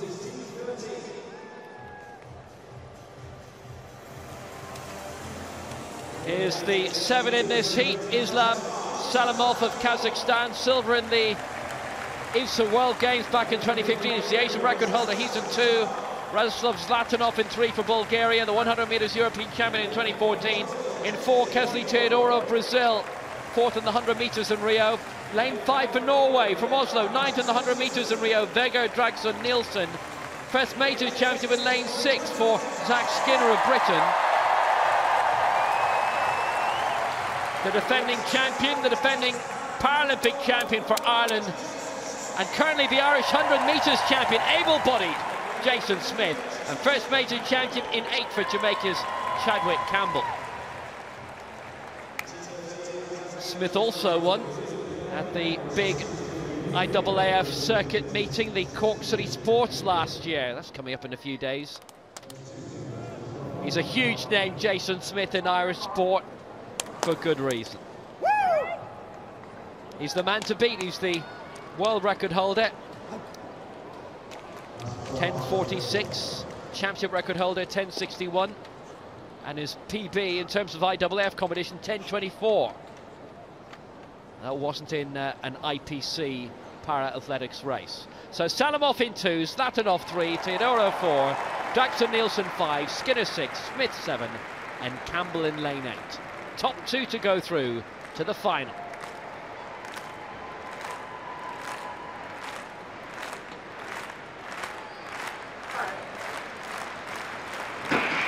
They're away, good start by Smith. Skinner wobbled a little bit of the blocks, and Teodoro Brazil's also going well. But it's Jason Smith's the main. He's going to win this. Eases up in the line, 10.74.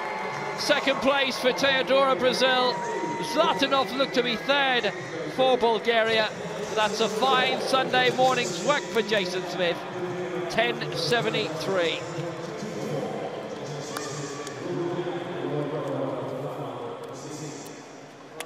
A big hero in this stadium in 2012 when he won the 100 and the 200, but only had the 100 to compete for in Rio. Teodoro, who was fourth in that 100 meters, his only other event was the 400 in Rio, and Smith isn't a 400 runner. Had been put into the T12 category for a year, but back at T13, which is least visual impairment. Smith, cool, calm, collected, could have gone a lot faster than that. He knows it, and so does everyone else. If he kept going at that momentum, his championship record at 10.61 probably would have gone. Jason Smith, a very smooth runner. He's a very smooth customer as well. Works very hard in his training. And I suspect this evening in the final, he might be aiming for that world record. He pulled up very, very early there because he knew he had the result. You can see him sort of peeking across there, knowing he's got the measure of everyone. A couple of weeks ago, I think it was here in London, it was in this stadium alongside the Northern Ireland team. He set a new 4x100 metres Northern Ireland relay record, that in the IAAF circuit, in the IAAF Diamond League. He's that good. Let's look at the style straight through. Didn't have a huge amount of work to do today, and so didn't do a huge amount of work. Jason Smith wins 10.73. Teodoro also through 10.94. Zlatanov 11.04. Skinner 11.15 will have to wait.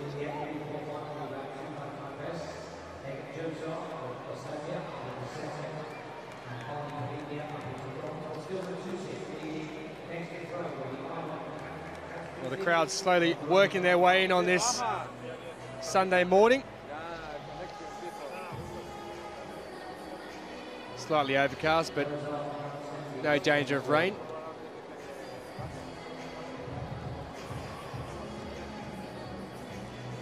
Some colourful clothing as well, nice to see. Don't like to see broken arms though.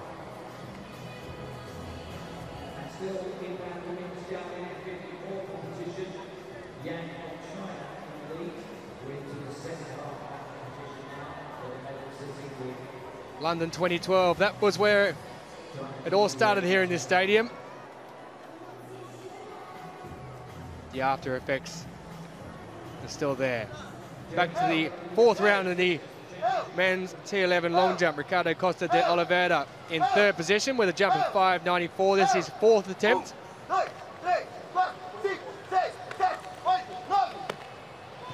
Getting slightly wide there, but straightens up, and that's a healthy jump indeed from the Olympic champion, Paralympic champion. Almost, if his guide hadn't got out of the way there a little bit slower, then it may have been a collision, but he did well. Got there, 6.21. Moves him up into second position. Ricardo Costa de Oliveira, the man who took the first Brazilian Paralympic gold medal in Rio last year.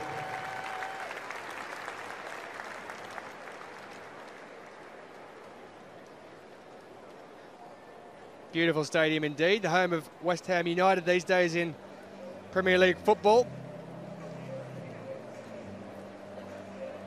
As we stay with round 4 and Ruslan Kadyshev with his fourth attempt.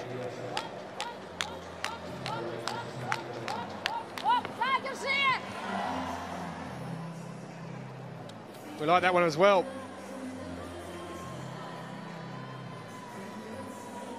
Good jump from the board, good takeoff, nice height, nice landing as well. 6:21 in second position and improves by 4 centimetres on his second round jump at 6:17. So let's look at the standings after 4 rounds of the men's long jump T11. Lex Gillette, who leads with 6:24. Kachiev with 6:21. Also on that figure is the Paralympic champion Ricardo Costa de Oliveira.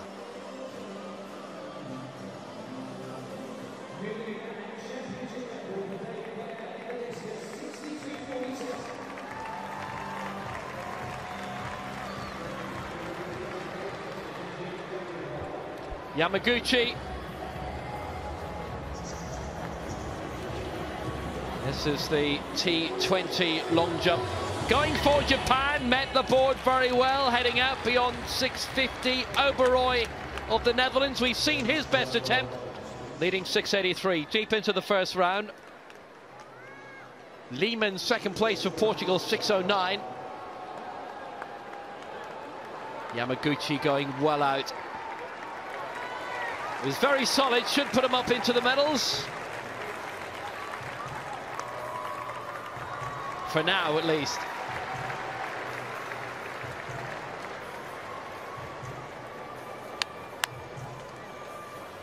.655 in the silver medal position for now, but it's early days.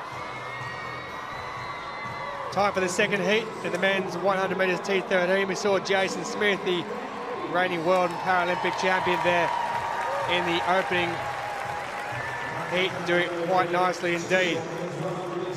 Plenty of interest in this one as well, as we look for the first 2 to go through automatically. Out wide, it's Cano Blanco of Spain, 2015 long jump silver medalist in Doha. Here he goes in the 100 metres. Lu Wei, part of the silver winning 4x100 team in Rio last year. Nippon, 19-year-old, 6th in the European Championships in 2016. Araujo, the silver medalist in 2015 and part of the gold 4x100 Rio relay team. Axel Zorzi of France, who was 10th in Rio. He's enjoying himself.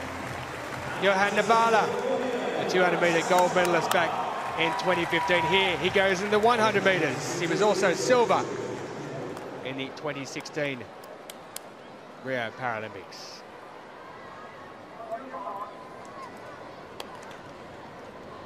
So look for Nambala on the outside with a lifetime best of 10.78. Jason Smith, of course, with that championship record from back in 2013 of 10.61. The world record is 10.46.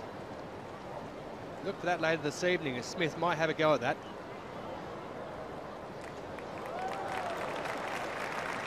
So Cano Blanco in 2, Lu in 3, Nippon in 4, Araujo in 5, Zorzi in 6, and then Bala in 7. And away they get straight away, and it's Araujo of Brazil who gets away very, very quickly indeed. Now Bala trying to make ground on the outside. He's getting there very close to the line. He dips a little bit early, but it's Araujo of Brazil who gets across there in first place. Now Bala comes home very, very quickly indeed in second. 10.98 the time unofficially for the man from Brazil, Gustavo Henrique Araujo. 10.97 it's given as officially for the man from Brazil. So he qualifies along with Nambala of Namibia, and it looked as though it was Nippon of Poland who came home in third position, the 19-year-old at these major championships, putting up quite an impressive performance, and a nice dance there from Araujo at the end. He knows he's done a good job and done exactly what he needs to do. He got away ever so quickly out the blocks there, at least a metre or two away from everyone else straight away, and just holds his form, holds his rhythm through the inside. And you can see Nambala there on the outside, just falls away a little bit towards the end with his stride pattern there.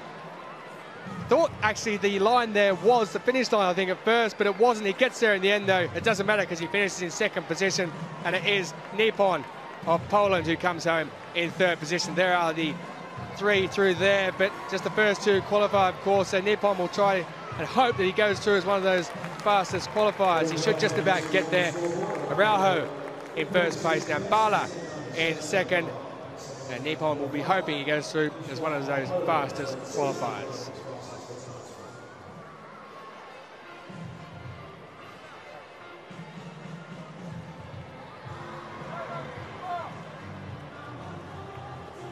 So the crowd here at the London Stadium. Families here enjoying themselves, quite reasonably priced as well for these championships. So now a new competition to watch. This is the men's discus F44. Campbell, Jeremy Campbell for the United States. That's an excellent throw to get things fizzing, to put him in a strong position straight away.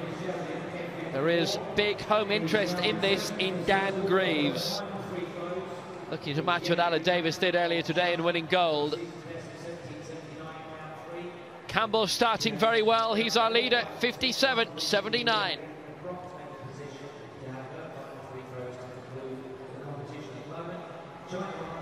Romley of Malaysia in the T20 long jump.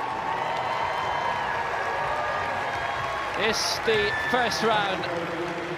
Oberoi with the 683 earlier. Had to round that mark definitely by Romley.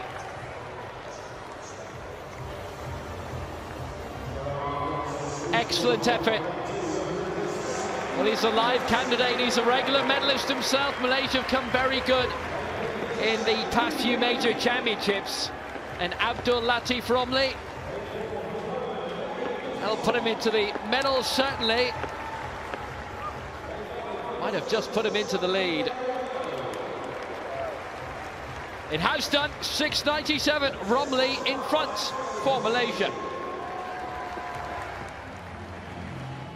Let's get back to the F44 discus. David Blair with his first attempt.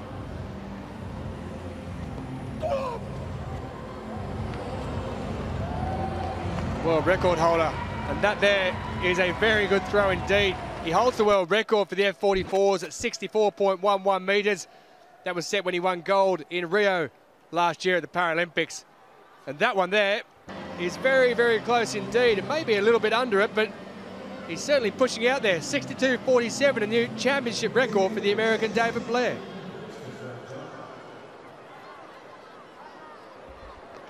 Zoran Talic in the T20 long jump. Now he's a real life candidate for Croatia. And there's your proof. Marvellous attempt by Talic. Well, that's beyond 7 metres, certainly. It's a wide open event, this.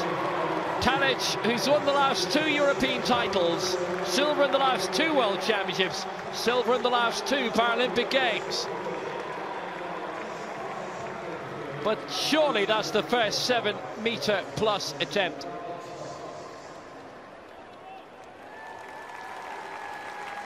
It's a new European record, 7 metres 32. Hakeem Stewart with his first attempt in the F44 discus. We just saw David Blair a moment or two ago. That's under the 60 metre mark. We know he can throw well over that. 63.03 is the F43 record that the man from Trinidad and Tobago holds. We also set the championship record for the F43s at 59.13 back in Doha 2 years ago. 56.53 though for that one. Leaves him in the bronze medal position.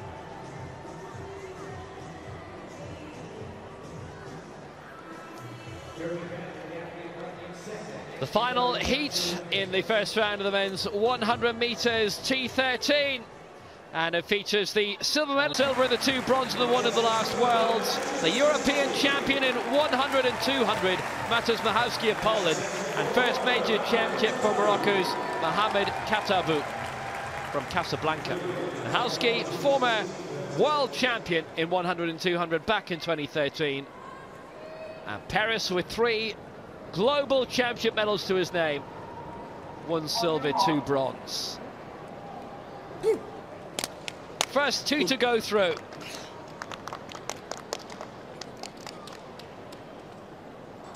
Handler in 2, Al Gaburi in 3, Tuchelic in 4, Peres in 5, Machowski in 6, and Katabu in 7.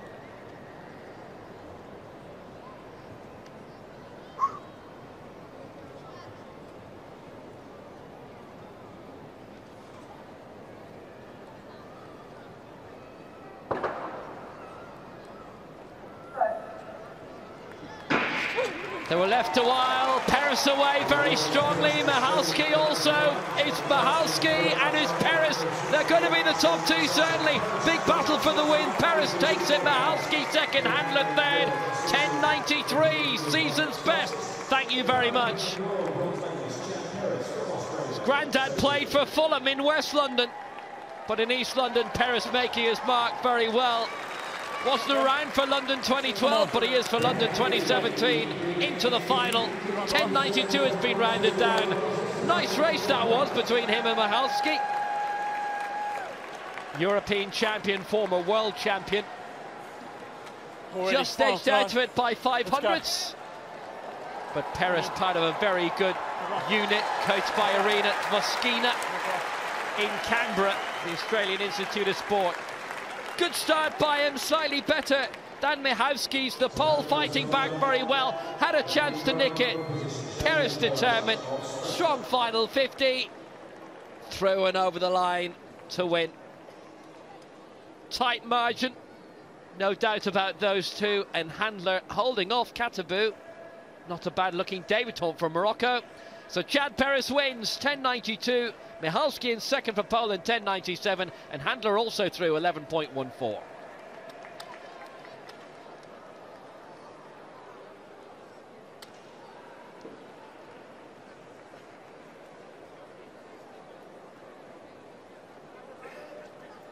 And through to the final. Smith the fastest, Peres second fastest after winning that 10.92. Couple from Brazil, Handler and Zlatanov through as fastest losers. Looks like a good final.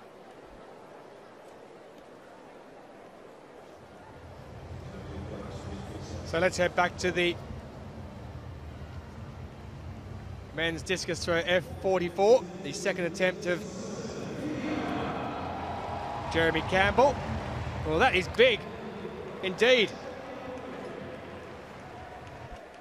63.46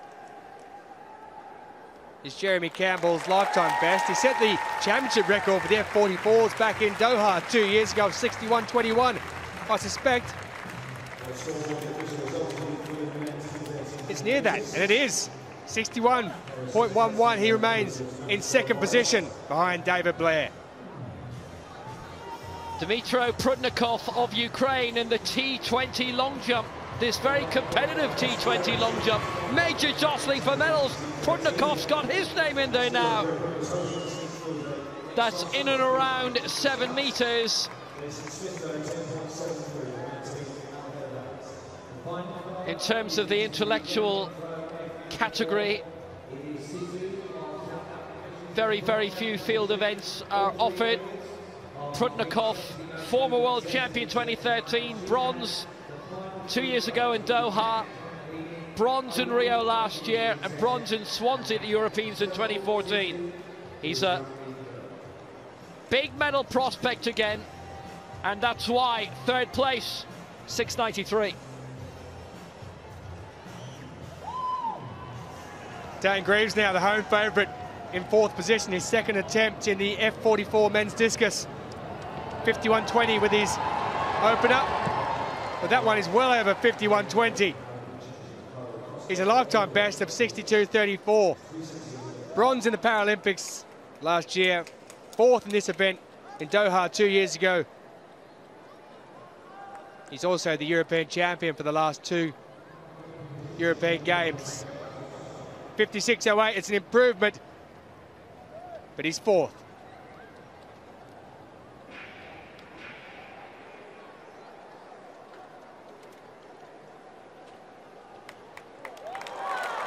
Another good crowd in today. It's definitely 5 figures. The lower tier of the home straight is just about full. Lima of Portugal in the T20 long jump, where you need at least 650 to be anywhere near contention. And I'm not sure that's it. Heading towards the second round now. Talic with that excellent 7.32 leading European record. Romley in second place for Malaysia. Prudnikov now third with that 6.93 from a few seconds ago. Oberayu is leading as fourth now, 6.83. Lima 6:09 in the opening round.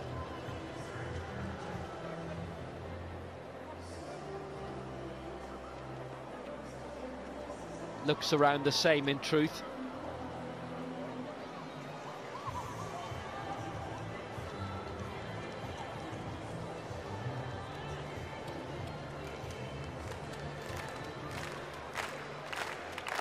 .606.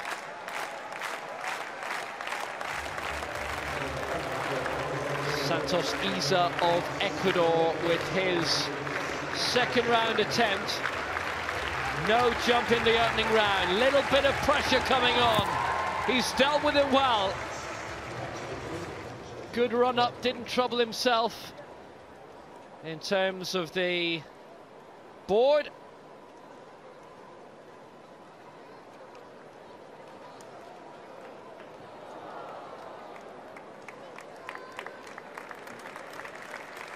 Now Santos Isa, worth remembering his name.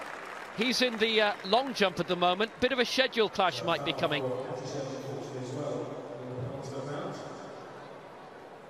Santos Isa, 5th in the long jump, and he's supposed to be in lane 6 of the next race. Don't think he will be, I bet.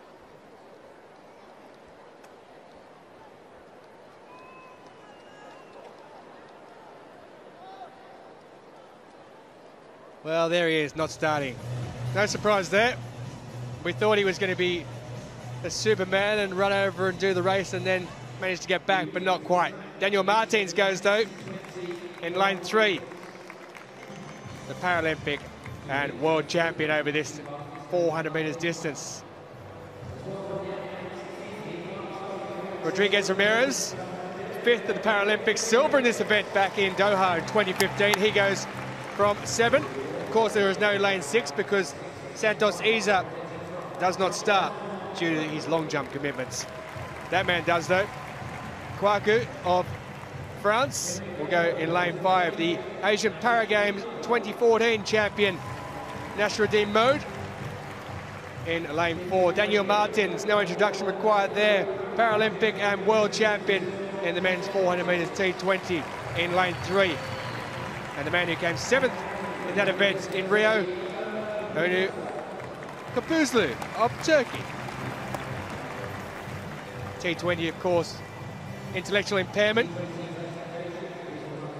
Classification for this. First 3 qualify automatically. Then it's the 2 fastest losers over the 2 heats.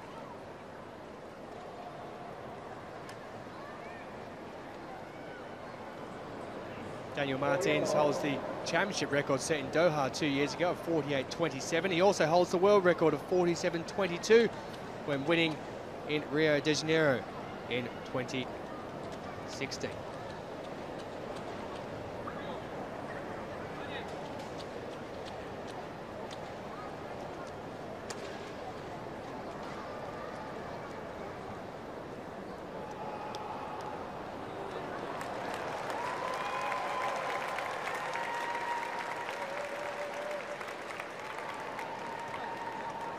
Kapuzlu in 2, Martins in 3, Mode in 4, Kouakou in 5, and Rodriguez Ramirez in 7. And they all get away very sharply indeed. Daniel Martins gets off to a very good start. He's already coming up on the outside of the man from Malaysia in Nasruddin Mode. He's overtaken him.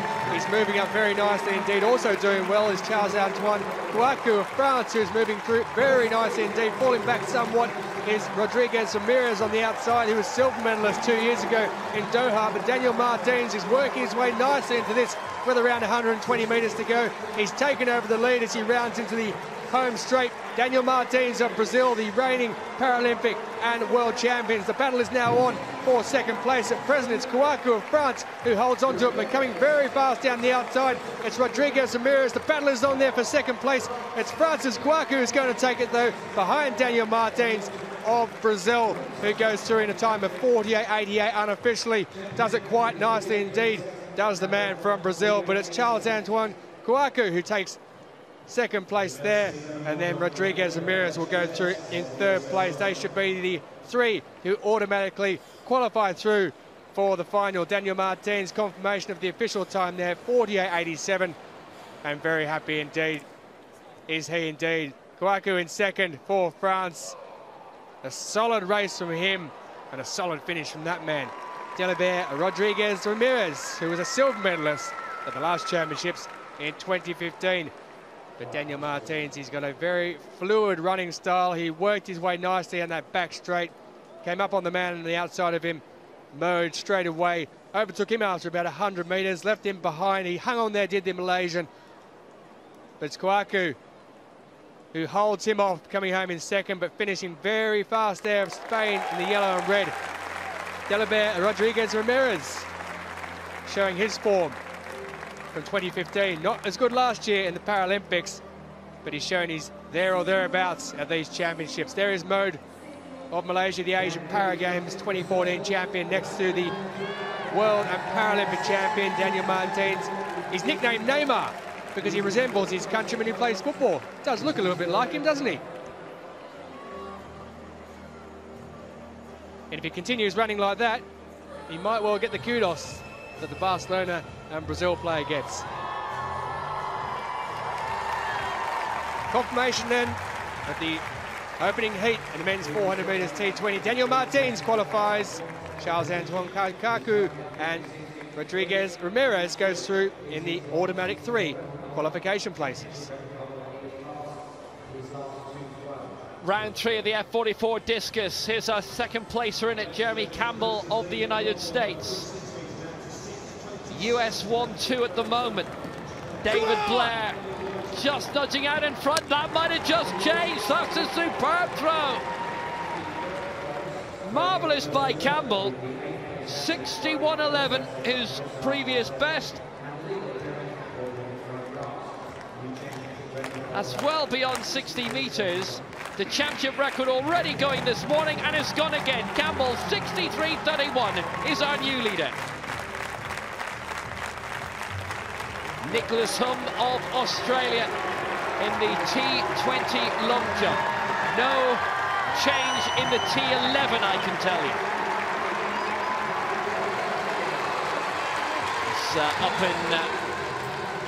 It's uppers at the moment because he had a no jump in the first round. He certainly needed that to work.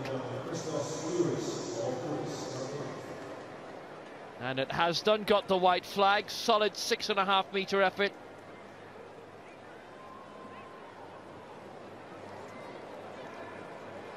About 6.90 for the medals at the moment. He'll be shy of that, but he's on the board, and that's the important thing.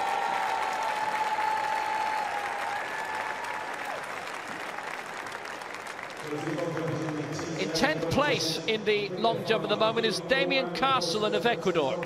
Just remember that name. Might be saying it again shortly. 6.60 for him, and he's in 6th. Back to the T11 long jump, and Lex Gillette. Lex Gillette in first position, 6.24, as he prepares for his 5th attempt, and you hear the clapping of his guide there at the board.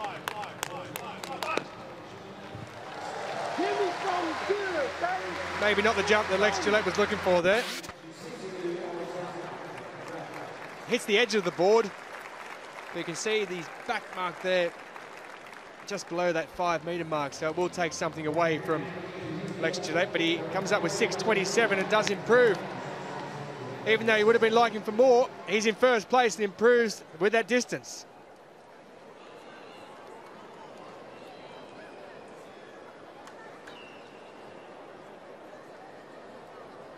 Beautiful shots from inside the Olympic Stadium here. So now the second heat of the men's 400 metres T20. Damien Castellan of Ecuador has managed to dash across the stadium from the long jump, and he is in this 400 heat. Along with Gracilino Barbosa of Cape Verde. This is really impressive. Castellan right now is in 10th place after 2 rounds of the long jump, and he'll be running back for round 3 shortly. Gracilino Barbosa of Cape Verde lives in Porto. He's an electrician there. Bronze in the 400 in Rio. Batista Restituyo of Spain, 9th in the 400 metres in Rio. Now, Michael Murray of the United States from Nashville, Tennessee. He's in lane 4. Best result, 8th in the 800 in Rio. First major championship for Louis Donovan Jason Rabai of Mauritius. And Dinabel Rodriguez, the brother of Delibert, who we saw in the previous heat, he goes in lane 2, European silver in Swansea. Well, we have Kylie Grimes, so only right that we have a Donovan Jason Rabai. He's in lane 3, Murray in 4, Barbosa in 6, and Castellan has had a full morning so far.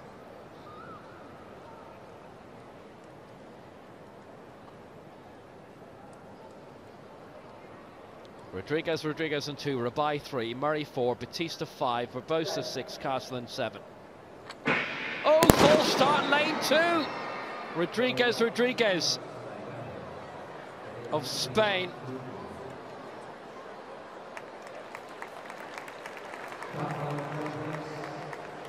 Just went too early.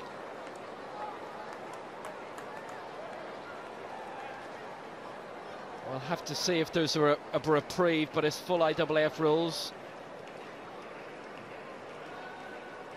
His brother finished 3rd in the first heat, but it was obviously him way ahead of the gun. You tend not to get away with those.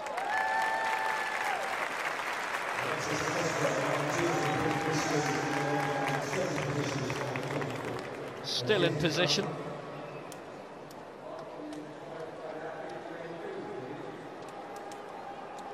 And here comes the official, and here comes the red card. Dinabel Rodriguez is disqualified for that full start, and I'm afraid it was very, very obvious.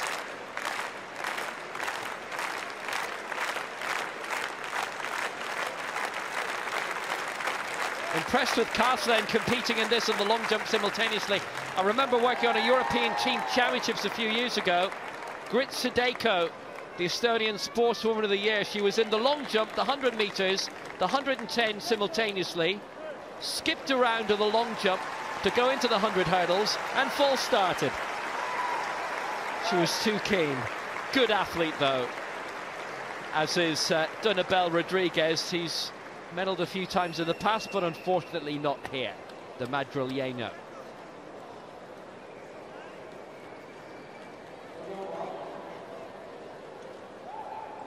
Delays Castellan's chances of getting his 3rd round jump away in the long jump a little bit. Actually, he's due to jump now in the long jump. That won't happen. He's in this. So Rodriguez disqualified. It's Rabai, Murray, Batista, Barbosa and Castellan.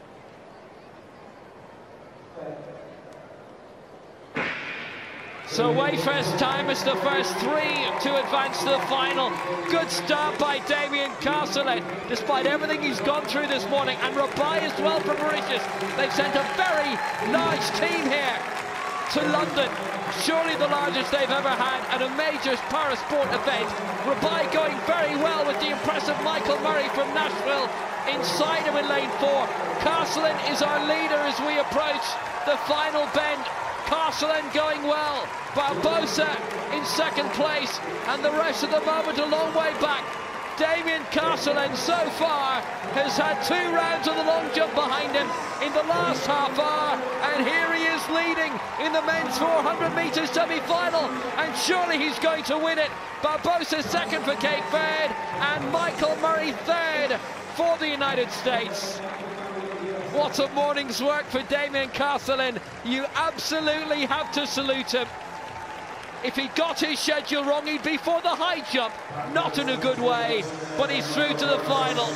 Well done, sir. Lifetime best as well. 49.65, it just gets better.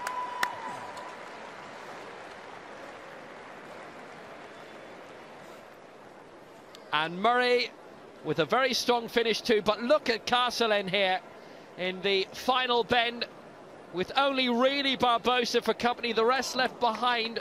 Rodriguez would have definitely had a role to play At this stage, he's a very good finisher, but Carcelin taking full advantage. Barbosa in behind him. They both going through. One more automatic qualifying place to be taken. Eased up a bit before the line, which is fair enough. He's had a tough schedule. Michael Murray in third, also through.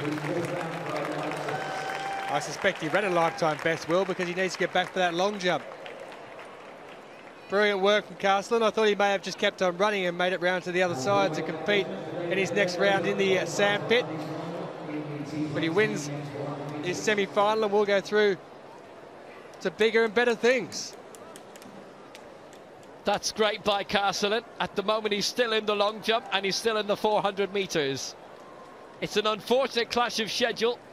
400 metres runners don't normally compete in the jumping events. We'll just refer to it as commitment. Lifetime best for Damien Carcelin, winning the men's 400 metres T20. Barbosa and Murray also go through.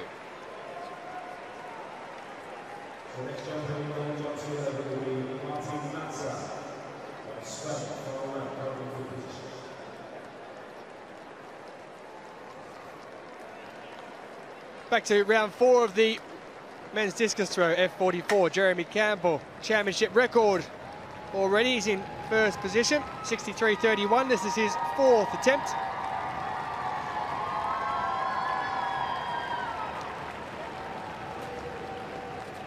Come on! Gold of the last 2 World Championships. The championship record he set in Doha of 61.21, and that one there is a reasonable enough looking effort as well. That's quite big indeed.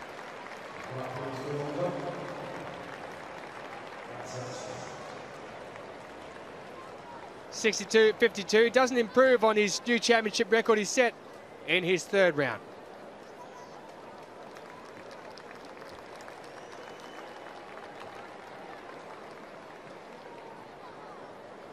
Well, there's the men's 400 metres T20.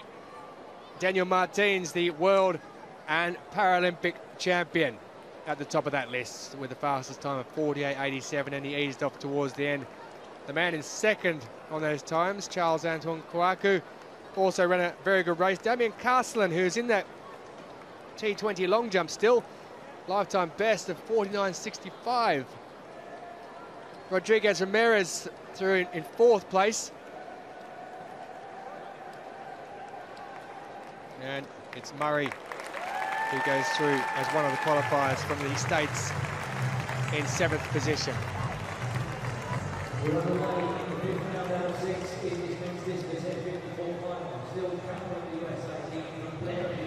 So the women's F54 javelin, this is a seated throwing event, and our winner, Yang Liwan of China, her best throw coming in round 3, 17 metres 79.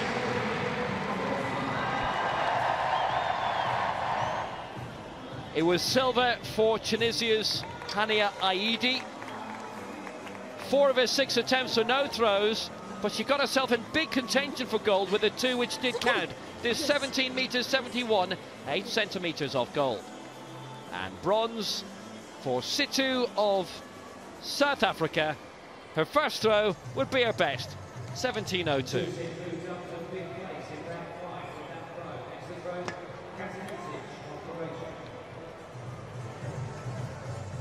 So gold for China, Yang Liwan, 17.79. Silver for Tunisia, Hania Aidi, 17.71. And bronze for South Africa, Ntombazana Nanali, C2, 17.02.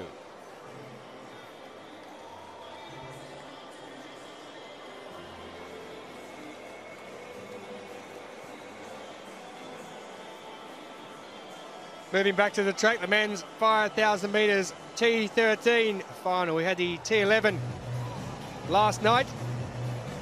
This one the least of the visually impaired categories for athletes in the 5,000 metres.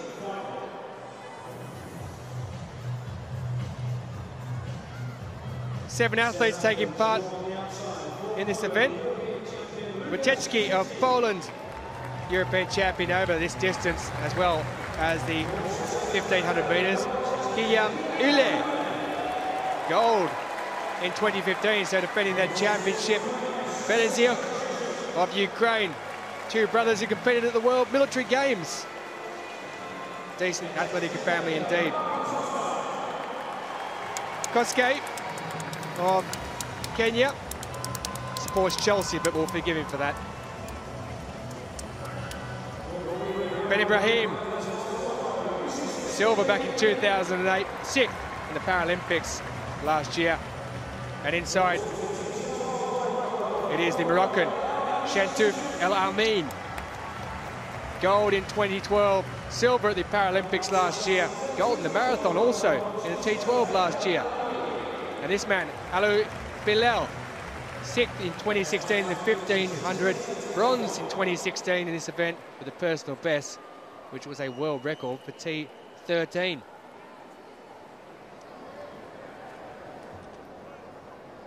So Kenya's Henry Kerwa, who was a gold medalist at the Paralympics in 2008 and 2016, and bronze back in 2012, doesn't start.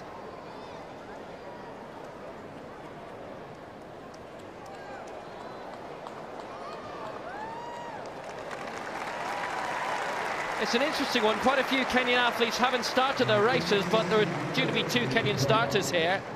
Koskai is here, but Kerwa, the reigning Paralympic champion, isn't, which is somewhat curious. Well, we have seen in the past, haven't we, issues in the call room when people not being there in time. The rules have been tightened. And not only that, they're being delayed on the start line at present.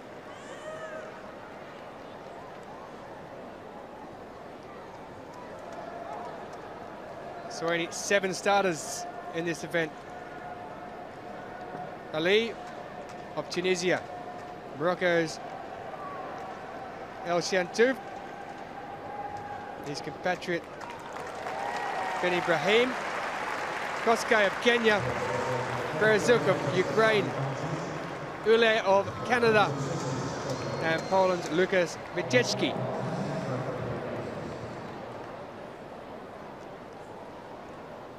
As they move up to take their marks on the line in the men's 5,000 metres T13 final. All away with the Canadian William Ule, who takes out an early lead, and all the runners move into an early pattern. Coming up there in El Chantouf of Morocco, who moves ahead of Ule, who's in second place, and it's Youssef Ben Ibrahim. But the Ukrainian athlete there in Berezuk has already found himself some work to do, but racing out in front is Chantouf. Well, he's already opened up a lead of around 10 metres on the first lap, so he's perhaps taken a strategy, Will, that he's going to go out in front and go out early and see who comes with him. Well, we've seen some great battles between Elamin Chantouf and Henry Kerwa in previous championships, where they've been very much stride for stride. The Paralympic Games, Kerwa won it, El Chantouf was in second place. That was in Rio. Here in this stadium in the 5,000 metres, which Elamin Chantouf won back in 2012. Kerwa took the bronze in that, but Kerwa, as well as that, was entered for the 5,000 metres for the World Championships in Lyon in 2013. And if I recall, there were actually visa problems in the end, and Kenya couldn't compete in that, but the entries were kept open just in case the French authorities reversed their thoughts. Now, Elamin Chantouf, we've seen him do this before, go out to the front and try and burn everybody off straight away. Ben Ibrahim of Morocco just behind him from Casablanca, bronze in the 5,000 metres 2 years ago in Doha in that stinging heat, and he's been a silver medalist in this race in the Paralympic Games in Beijing in 2008, the man from Casablanca. And Koskai in third, quite comfortable at the moment.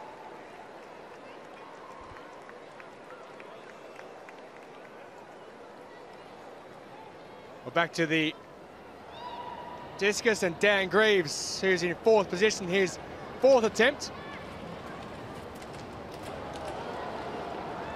56.54 required if he's to get to the medals in the F44 discus throw.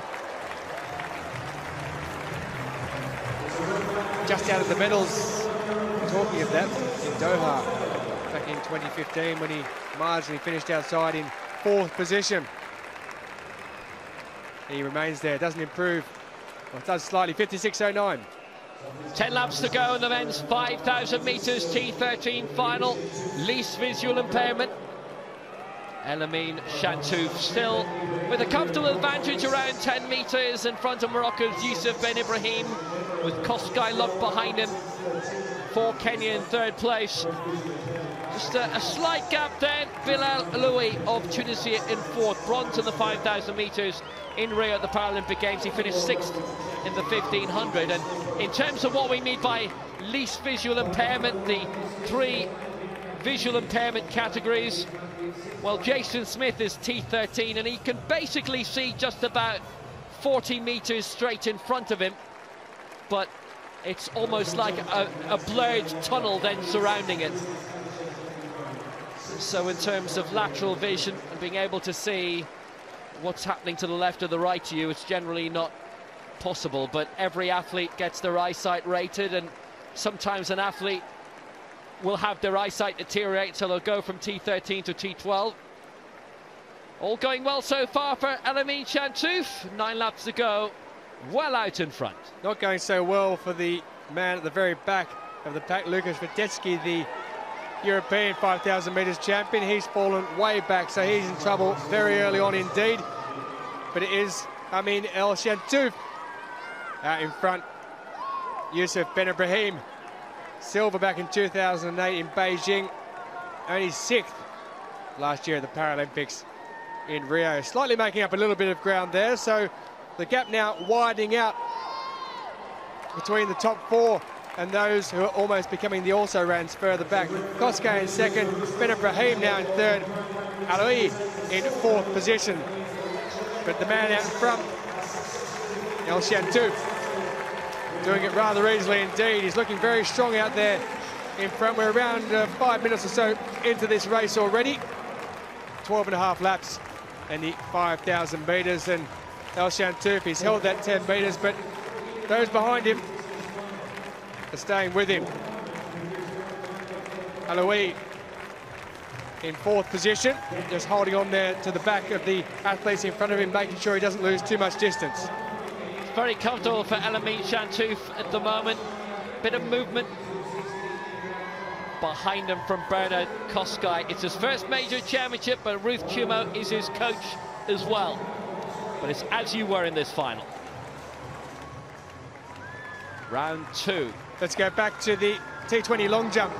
Dmitro Prudnikov. Well, that's not bad indeed, is it?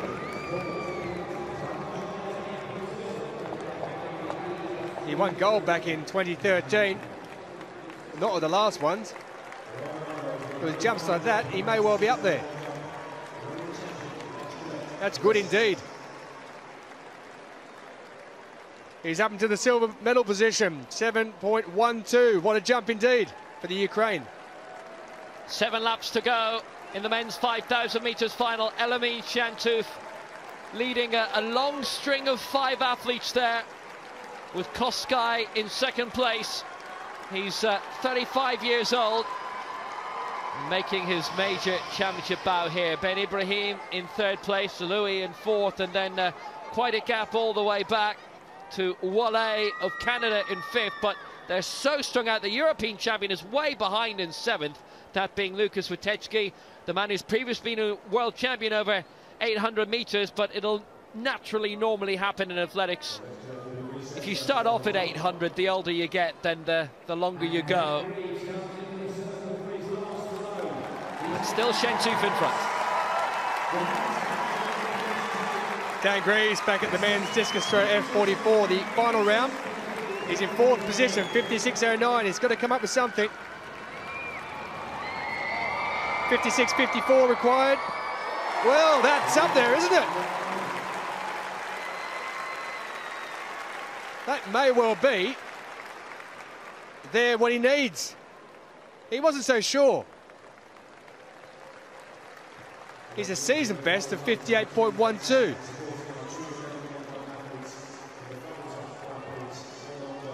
What say the officials, Dan Greaves?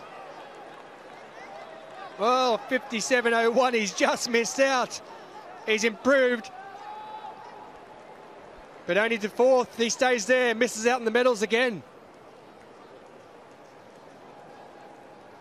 6.5 laps to go in this 5,000 metres. Still Elamin Chantouf, that little margin of around 10 metres in the back straight ahead of Koskai, just passing where Dan Greaves had that throw a few moments ago. There's a brilliant London sporting name if ever there was one. Little bit of a move up coming up from behind by Ben Ibrahim of Morocco, tightening the gap a little bit. And still solidly in fourth place is Bilal Aloui. So right now it's Morocco, Kenya, Morocco and Tunisia. Gap of around 25 metres back to the Canadian. Guillaume Ouellet lives in Quebec in Victoriaville. Or maybe Victoriaville. He's a good athlete. He was the reigning world champion. He claimed that fantastically in Doha 2 years ago. He'd been 6th in the 1,500 metres, but couldn't replicate that in Rio, where it was a little bit cooler there than it had been in Doha. He finished 4th in the 5,000 metres there. He was also baking in Lyon in the previous Worlds in 2013. Well, Elamin Chantouf remains out in front. Koskai, I thought he was having a bit of a struggle there at one point, maybe just giving himself a bit of a breather to get himself back into the rhythm he needs to get into. Ben Ibrahim also in there, and Bilal Aloui. There hasn't been any change over the past few laps. They've almost mirror imaged the whole way around, because at the moment it's a race between those four. But the man out in front, Elamin Chantouf, he's stretched his lead somewhat on that lap. He's put it in a few hard yards in the back straight, so he's now stretched out to around 15 or 20 metres and just picked up the pace marginally with just over 4 laps remaining in this men's 5,000 metres T13 category. So it is Elamin Chantouf who leads from Kenya's Bernard Koskai. 4 in your shot, but the man who's going to emerge in 5th in a few seconds is the interesting one, the reigning world champion Ouellet, because he looks to have a bit in reserve. He's been gaining up in that bunch of 3 for the past couple of laps, but it is leading the way. Elamin Chantouf, the former world and Paralympic champion, the reigning Paralympic marathon champion, claimed in Rio back in September. Silver in the 5,000 metres behind Henry Kerwa, who's absent today. Has opened things up a bit, but in terms of para-athletics and the IAAF circuit, there are so many Kenyans that could step in. Even the 10th or 15th best Kenyan could give you a very, very good race. So Koskai, coming in his international championship debut, has got a strong prospect of gold here. About 15 metres behind Elamin Chantouf, who's beginning to put the hammer down a little bit. Koskai in 2nd, Ben Ibrahim in 3rd, Aloui is in 4th. Behind them, in 5th place, the reigning world champion from Doha, Guillaume Ouellet. As between these 5 for glory, the European champion is well back by half a lap. 3 laps to go. Ouellet crosses the line with 1,200 metres left for him, but still out in front and doing it well at the moment. It's Elamin Chantouf. Perhaps the fact that he won that gold in the marathon last year, with that ability to have that endurance, he may well be able to hold on towards the end, but the gap is somewhat closing slightly. The Kenyan Bernard Koskai has taken through the group that he's with Bilal Aloui, who's in 4th place, and Ben Rahimi, who's in 3rd place, and they're just closing that gap ever so slightly, so you may see another kick at some point as they come around with around 2.5 laps remaining for the man who's in front, Elamin Chantouf. Gold in 2012, silver in 2016 in this event, but the marathon winner last year. As he goes again, as he comes around, perhaps this home straight crowd has given him a bit of motivation as he puts down the hammer a little bit more and goes a few steps forward. But Koskai, who's been in 2nd place for the majority of this race, well, he's dropped right back. And here come the rest of them through. That's presently Biloui, who's in 3rd position. But the man who's coming through, Ben Ibrahim, he's really doing it well now. 2 laps to go in this 5,000 metres final. Is really tightening up, and Ben Ibrahim makes a big move towards the front to Louis in second place. Kosgei, El Shantouf, who dominated for a lot of the race, and he's stepping off the track. El Shantouf is gone, he put too much into it. He won't finish this 5,000 metres final. Kosgei's in third place and Welle's up to fourth. So, the former world and Paralympic champion Elamin Shantouf, the 5,000 metres champion here at London 2012, has dropped out with barely, 700 metres to go. It's unfortunate, but he was struggling and he must have felt that there was nothing in reserve. So it's Ben Ibrahim at the front at the moment for Morocco. It's Louis in second place for Tunisia. It's Kosgei in third for Kenya. It's Welle for Canada in fourth. And the rest are more than half a lap behind. In fifth place now is actually the European champion from Poland, Wadecki. But the medals are going to be decided here. Ben Ibrahim taking it through. It's Louis in second place, Kosgei in third, and here's the bell.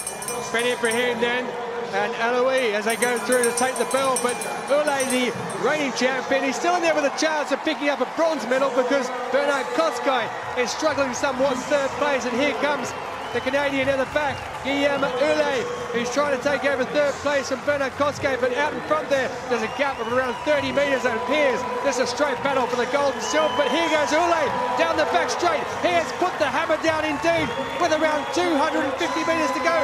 Has he left his run too late, or has he got enough in the tank? The Canadian, fourth last year at the Paralympics. He's defending champion though from 2 years ago in Doha. He may have left it too late, but as it is, Ben Ibrahim and Ule out front, and that's the battle for the gold and silver. But here comes the Canadian. He's really putting it down now. He's about 5 metres behind. He's closing, but he's going to have to do some work.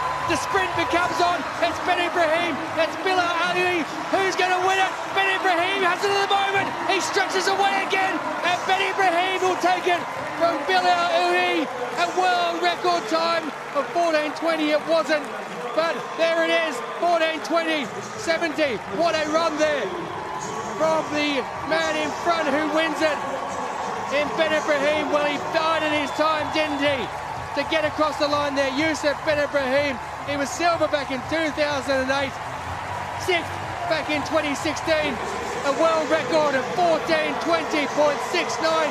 The pace may have been quick at the beginning, it may be slowed a bit in the middle. The man who led for a lot of the way, Elamin Shantouf, he dropped out with 700 metres to go. He couldn't handle the pace. He set the pace. But in the end, that man there who hung around the background, Youssef Ben Ibrahim, he held on. Ule there giving him the hugs, the man who won 2 years ago. It looked as if he'd left his run perfectly. With around 400 metres to go, 300 metres to go, he was coming home. But all of a sudden, there was a kick at the end. What a race! What a fantastic race! What a battle between the top four! So good! The top 5 have all set lifetime best. The world record, 3 continental area records, a championship record for a T12 by Kosgei, and there was one stage there with about 50 metres to go. Yes, great battle between Ben Ibrahim and Louis, but Welle and Kosgei could have won it as well. Welle was reeling them in all the time. This is with, 250 metres to go. Stepping off the track was Elamin Shantouf. So Ben Ibrahim in the red, Louis in the white, and then suddenly out of nowhere, the man who was stalking them all the way through, he was behind them, making sure he was always in touch. Guillaume Welle of Canada, this is the moment he felt he could retain the title. Then he looks round his shoulder and Kosgei's coming up, who's not dead yet, but Ben Ibrahim against Louis. Ben Ibrahim on the inside, strides for home to take the gold, the new world record, and Louis beaten with the silver, but it's still a lifetime best for him. National record too, no doubt. Welle with a Canadian, North American and America's record in third. Kosgei with a championship record for the T12s in fourth. And then in fifth place, a European record for Wadecki. Just look at this. Magnificent. Everybody going full belt. Nobody wanting to give an inch. And Louis at that stage, because Ben Ibrahim was slightly too far in front, checking to make sure he wouldn't be pipped for silver. Welle having to do the same. in third, ahead of Koskai. And I suppose you have to thank the man who goes down in a way as the pacemaker, Elamin Shentuf, who set the pace for most of this race. Fantastic. Took the words from my mouth. I was going to say that Ben Ibrahim might go and find him and look him up, Elamin Shentuf, and say thank you very much for that pace you set early on, because that's the reason why the world record was broken. Well, what a race indeed. Excitement plus. Guillaume Ouele coming around with about 300 metres to go. It looked as though he timed it perfectly. In the end, he has to be settling for the bronze medal, but what a race indeed. As we look at confirmation of that final result, Youssef Ben Ibrahim, world record 14:20.69. Bilal Aloui of Tunisia with a lifetime best of 14:21.69, and the former champion, now bronze medalist at 2017, Guillaume Ouele, with an area record of 14:23.24. But the man there who did not finish, Elamin Shentuf, set the pace early on. The top 4 men inside the old world record.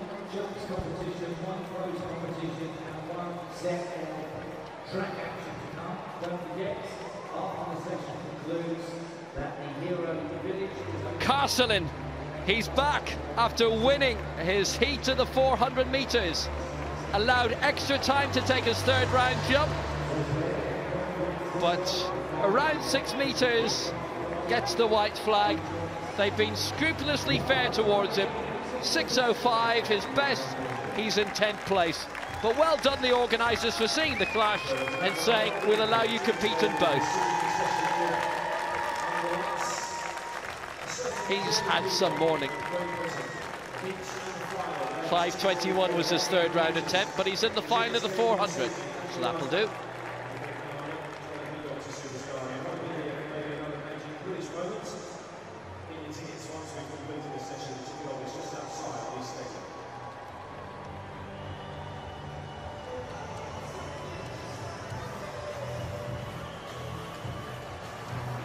They've seen some entertainment this morning, haven't they?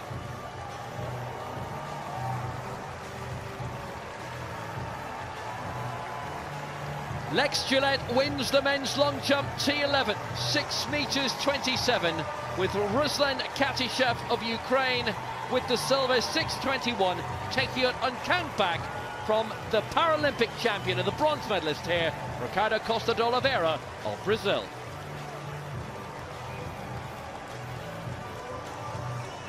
Wheelchair racing now, and that's always exciting. Men's 200 metres T53, and the European and world champion perennially Pierre Fairbank goes in this.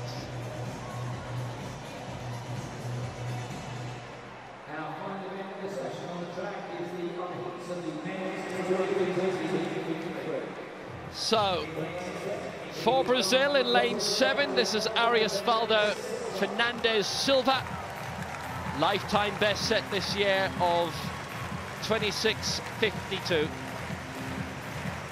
Lane 6 for Korea. And quite a fast speedster himself, Jung Dong Ho. In lane 5 for France, Pierre Fairbank, the regular major championship medalist. Fairbank, who has been a world champion previously, twice back in 02. Hamid Al Adwani of Kuwait, likewise Asia Oceania champion. Pongsadorn Payo of Thailand, who along with his nation enjoying a spectacular last couple of major championships. And he's in lane 3, 25:56 his lifetime best set this year. Top 3 to go through. Payo is the reigning Paralympic 400 and 800 champion. First 3 to qualify for the final. The world record holder goes in the other heat, Brent Lakatos.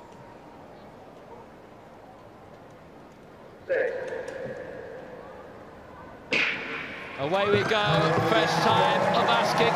53s tend to get off a little slower than the 54s, who are more powerful athletes, but Fairbank getting away very well, and Silva on the outside for Brazil. Can he keep it going? Payo on the inside for Thailand, beginning to strike now. Payo, Fairbank, Silva in that order. Aladwani is in 4th place, and Peo will take it 25.89. Good and fast, within a second of Brett Lacados's world record.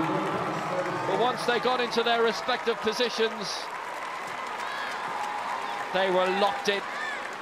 Fairbank in 2nd, Silva in 3rd, and Pongsador and Peo showing that Thailand could have yet another spectacular global championship. They know how to find them in Thailand.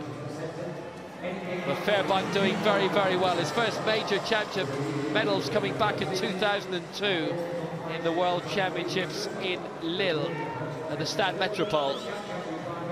Peo, who was 5 years old when those championships took place, born in December 1996, getting the win here, 25.89.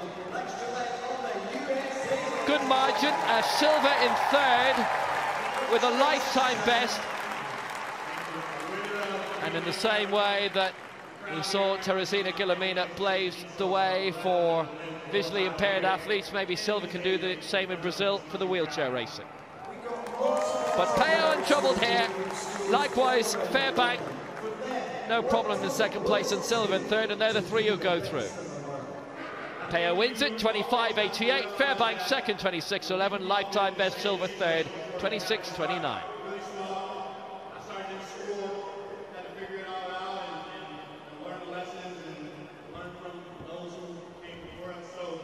Well, I suspect the crowd are still getting over that 5,000 metres. T13 world record that was set just a moment or two ago. As we go to Katanasic and the men's discus, F44. Well, that's up near the 60-metre mark, isn't it? For the Croatian.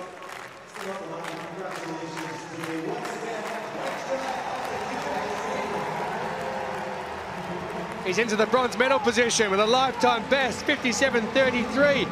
Breaks his previous best of 56.87. Well done. So the man in 1st position in the final round, Jeremy Campbell. Improvement required from him. That's a big throw. Regardless, this may make no difference at all. The gold medal appears to be his.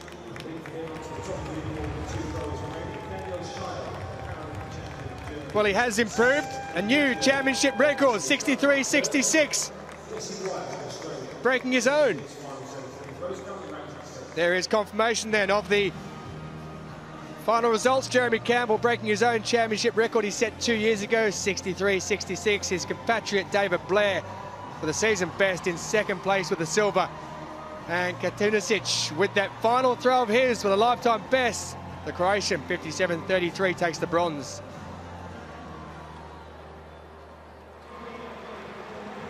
Well, there they are, the gold and silver medalists in the men's discus throw F44. Celebrating with each other many times as they've done in the past. Romley in the T20 long jump, ongoing. Round 4. Romley 6.97 in the opening round. Zoran Talic, our leader, 7.32 championship record. Romley going a long way. Oh, that's a brilliant leap. That's really put him into the mix now. That's around Talic territory.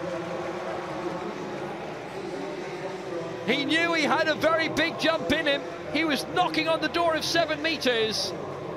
6.90, 6.94, 6.97. His previous 3 attempts in ascending order. What's Romley gone and done here? He's the reigning Asian World and Paralympic champion. Is he about to win his 4th major medal in a row? He's in the gold medal position, 7 metres 36. He's 4 centimetres ahead of Talic. Sahani of Singapore in round 5. 6.57 in the previous round, and that Might just get a red flag, I fancy. Marginally. Zahani of Singapore who got us underway. He's also a speed skater.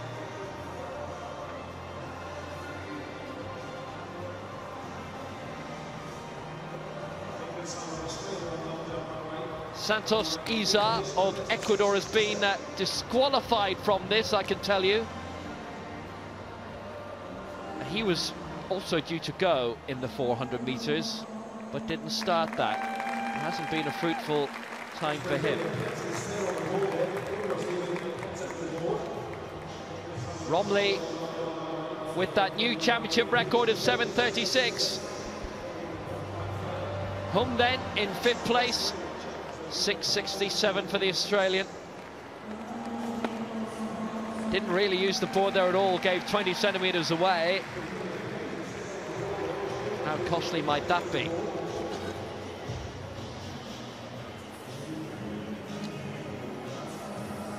Home 5th in the Rio Paralympics last year.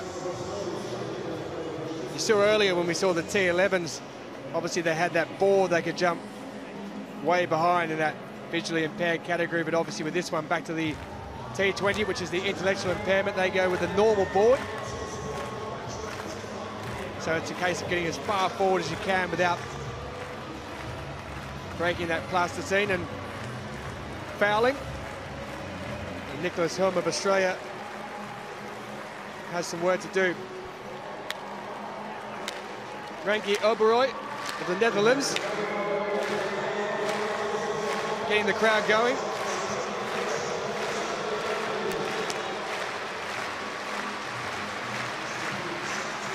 .597 for Hum in that previous jump, so no improvement for him. This man's 5th attempt, 683 is best so far for the Dutchman. Well, that looks much better. He's given the white flag, so that will be an improvement.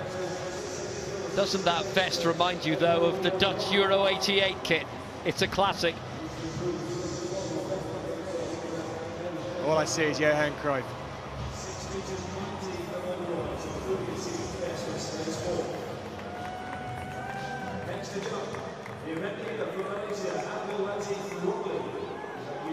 Oberoi, no improvement, 681.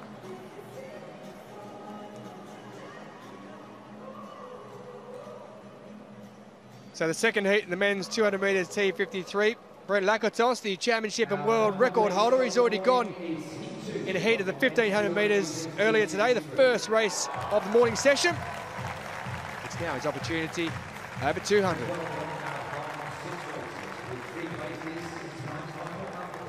Out in lane 7, it's Thailand's former gold medalist in the 4x100 at the Paralympics, Piche Krunge. Inside him, Brian Seaman, inspired to take up wheelchair racing by his coach in his freshman year, the American who was 6th back in Lyon in 2013. Nicholas Brignoni, 8th back at Doha in the 2015 championships. There is Lakatos, silver in 2012 here in London, gold in 2013, gold in 2015, and the past 2 World Para-Athletics Championships.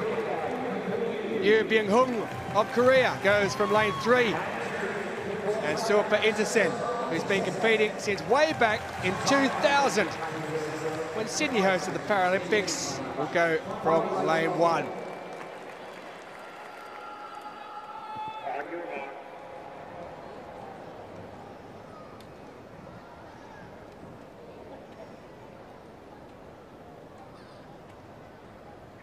There is the world and championship record holder, Brent Lakatos. First 3 go through, next 2 fastest advance as qualifiers. And Lakatos gets off to a very fast start, as you expect him to do. He does do that very well indeed, but also going well up there, it's Brian Seaman in the United States in lane 6. So Seaman takes them round, but Lakatos catches his wheel and then goes to the front. Lakatos in front, with Seaman across here on this near side. He seems to be taking 2nd place, but just inside Lakatos, it's the Korean Yoo Byung-hung. But Seaman gets 2nd, Lakatos in 1st, and Yoo Byung-hung who takes 3rd place. 26.63 the time for Brent Lakatos, so more than a second outside his own championship record that he set 4 years ago. He won't mind though, because the first 3 automatically go through. He's had a 1500-metre race already today, and that qualifies him through to the final for the Canadian, who's based in Loughborough here in the United Kingdom. You always expect Brent Lakatos, despite being in the T53 category, to get out much quicker than some of his fellow athletes. 26.62 it's rounded down to for Lakatos.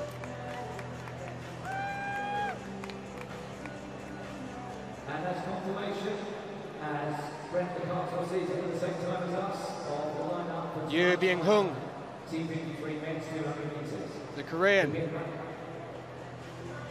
But you saw there, just second in on the left-hand side, Brian Seaman, the United States athlete, got away very quickly, went straight past the Thai Kurungate. But Lakatos collects him nicely as he comes into the final 100 metres, and inside Lakatos there, Yu Byung-hung.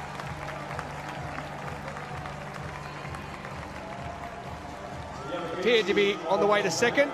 It wasn't to be. Lakatos takes first, Seaman in second, and Yu takes third place. They qualify for the final. Confirmation of that, and also a lifetime best for Yu of 26.89, and Brignone also the fastest qualifier with 27.34.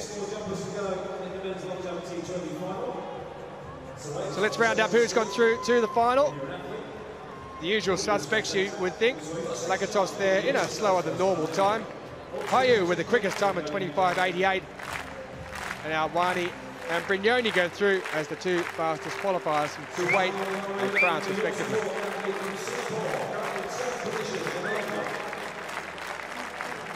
The world and Paralympic champion, Abdul Latif Romli of Malaysia. Round 5 of the men's T20 long jump. Our leader with a new championship record of 7.36 in the previous round. Who is challenging that? He's gone out a long way again. He's really putting it up to Zoran Tadic and Dmitry Prudnikov, the other 7-metre leapers of today. Very close to the plasticine, but was okay. Got the white flag, went a good way out.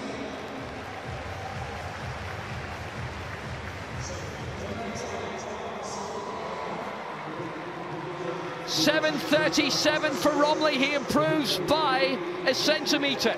Tadic is 5 centimetres off the lead. It's a very good effort by the Croat. It's beyond 7 metres, but has he damaged himself in the process? You'll see his left leg already taped up. He's under considerable physical pressure and might just have put too much into that awkward landing. Started with 7.32, led for a few rounds. 7 metres 18, and is that signal to his coach that his day and his final is done? Hum of Australia, final round, 5th place, 6.67. Needs half a metre to go up into the medals. It might be a slight improvement, but it might not be.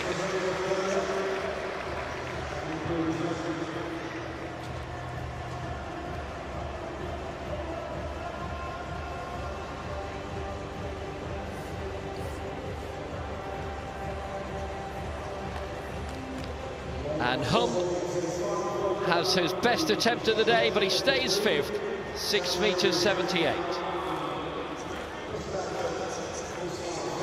Oberij of the Netherlands, and that great Dutch kit, 6.90, his best so far, needs an extra 23 centimetres to get into the medals.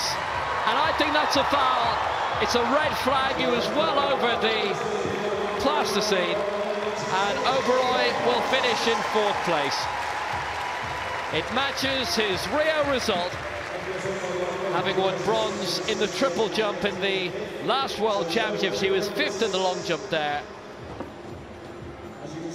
So it remains that his only major championship medal has come in the triple jump, and he's getting closer. It would have been a good solid 7-metre attempt.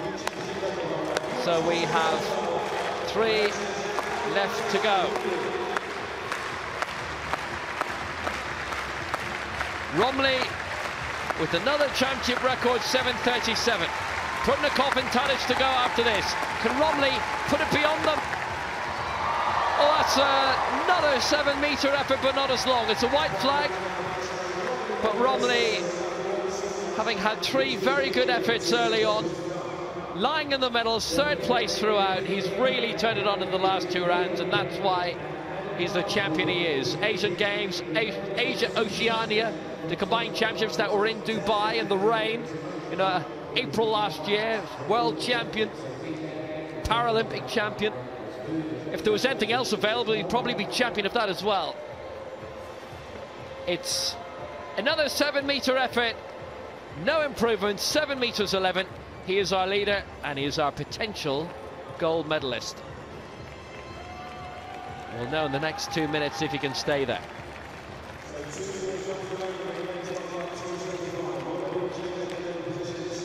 Roman Prudnikov, the 2013 world champion from Dnipro, bronze in the last World Championships in Doha and bronze in Rio. Bronze also in the 2014 Europeans in Swansea. Ukraine were not at last year's Europeans in Italy. Rained there as well. So Prudnikov, 7 meters 12 in the 3rd round. It's a 7-meter effort, but it doesn't seem longer than what we've seen from Tadic and Romley. So it's bronze again for Dmitry Prudnikov, and it's actually a red flag. So it is bronze for Ukraine, and only 1 leap left in this event.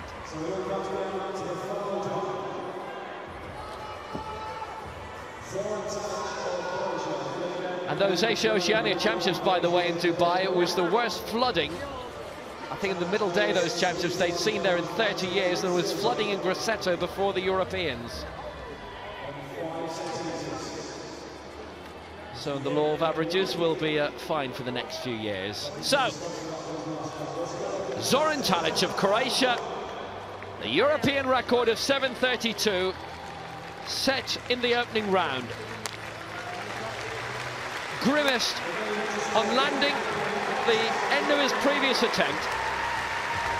8 centimeters more, and he is the champion. That won't do it. It's a solid 7-meter effort again, but you can see he's really gone through the pain barrier. Romley wins it again. He's the world champion for Malaysia, and Tadic will get the silver and Prudnikov the bronze. And all that's needed, it'll be a painful lap of honor as well. Hope the adrenaline gets him through.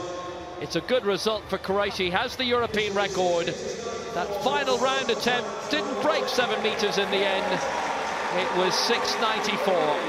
But Tadic gets the silver, Prudnikov the bronze, but retaining the world title, a very popular champion from Malaysia, Abdul Latif Romley. Championship record 7:37. Tadic the silver for Croatia. European area record of 7:32. And Prudnikov the bronze, 7 meters 12. Santos Isa didn't get to run in the 400 during this, but Kasselin did. Finished 10 in this, but what is semi-final of the 400, so good morning.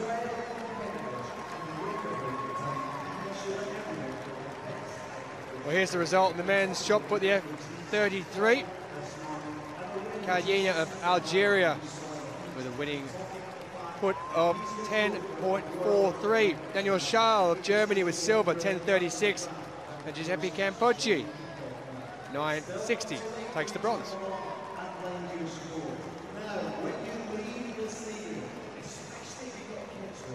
Tsitsipas there of Greece down at 4.75. Denis Cherny of Croatia, 8.86 at the top there.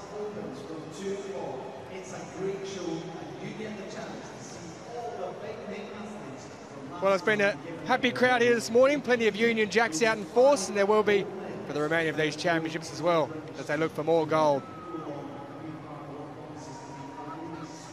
So Great Britain, though, that's why they're happy. They still lead with 7 golds at the top, 13 in total The United States of America may have 14, but they've only got 6 golds. But that could change over the course of these championships.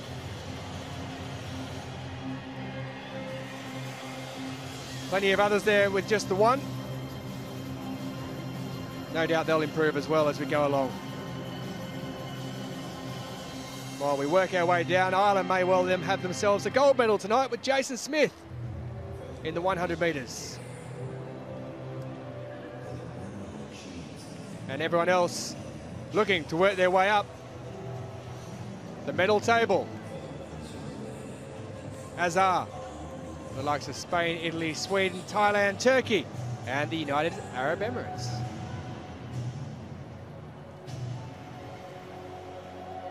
Well, it's been a very, very interesting morning session. Probably the best thing to come out of it was Yousef Ben Ibrahim at 5,000 metres. T13 world record in the men's, the Moroccan. He held on. It was absolutely brilliant in what he did. It got us excited. It got everyone excited. We'll see you again for the evening session from 7 o'clock. So for myself, Will Tolson Tollett and Will Downing, till next time, bye-bye.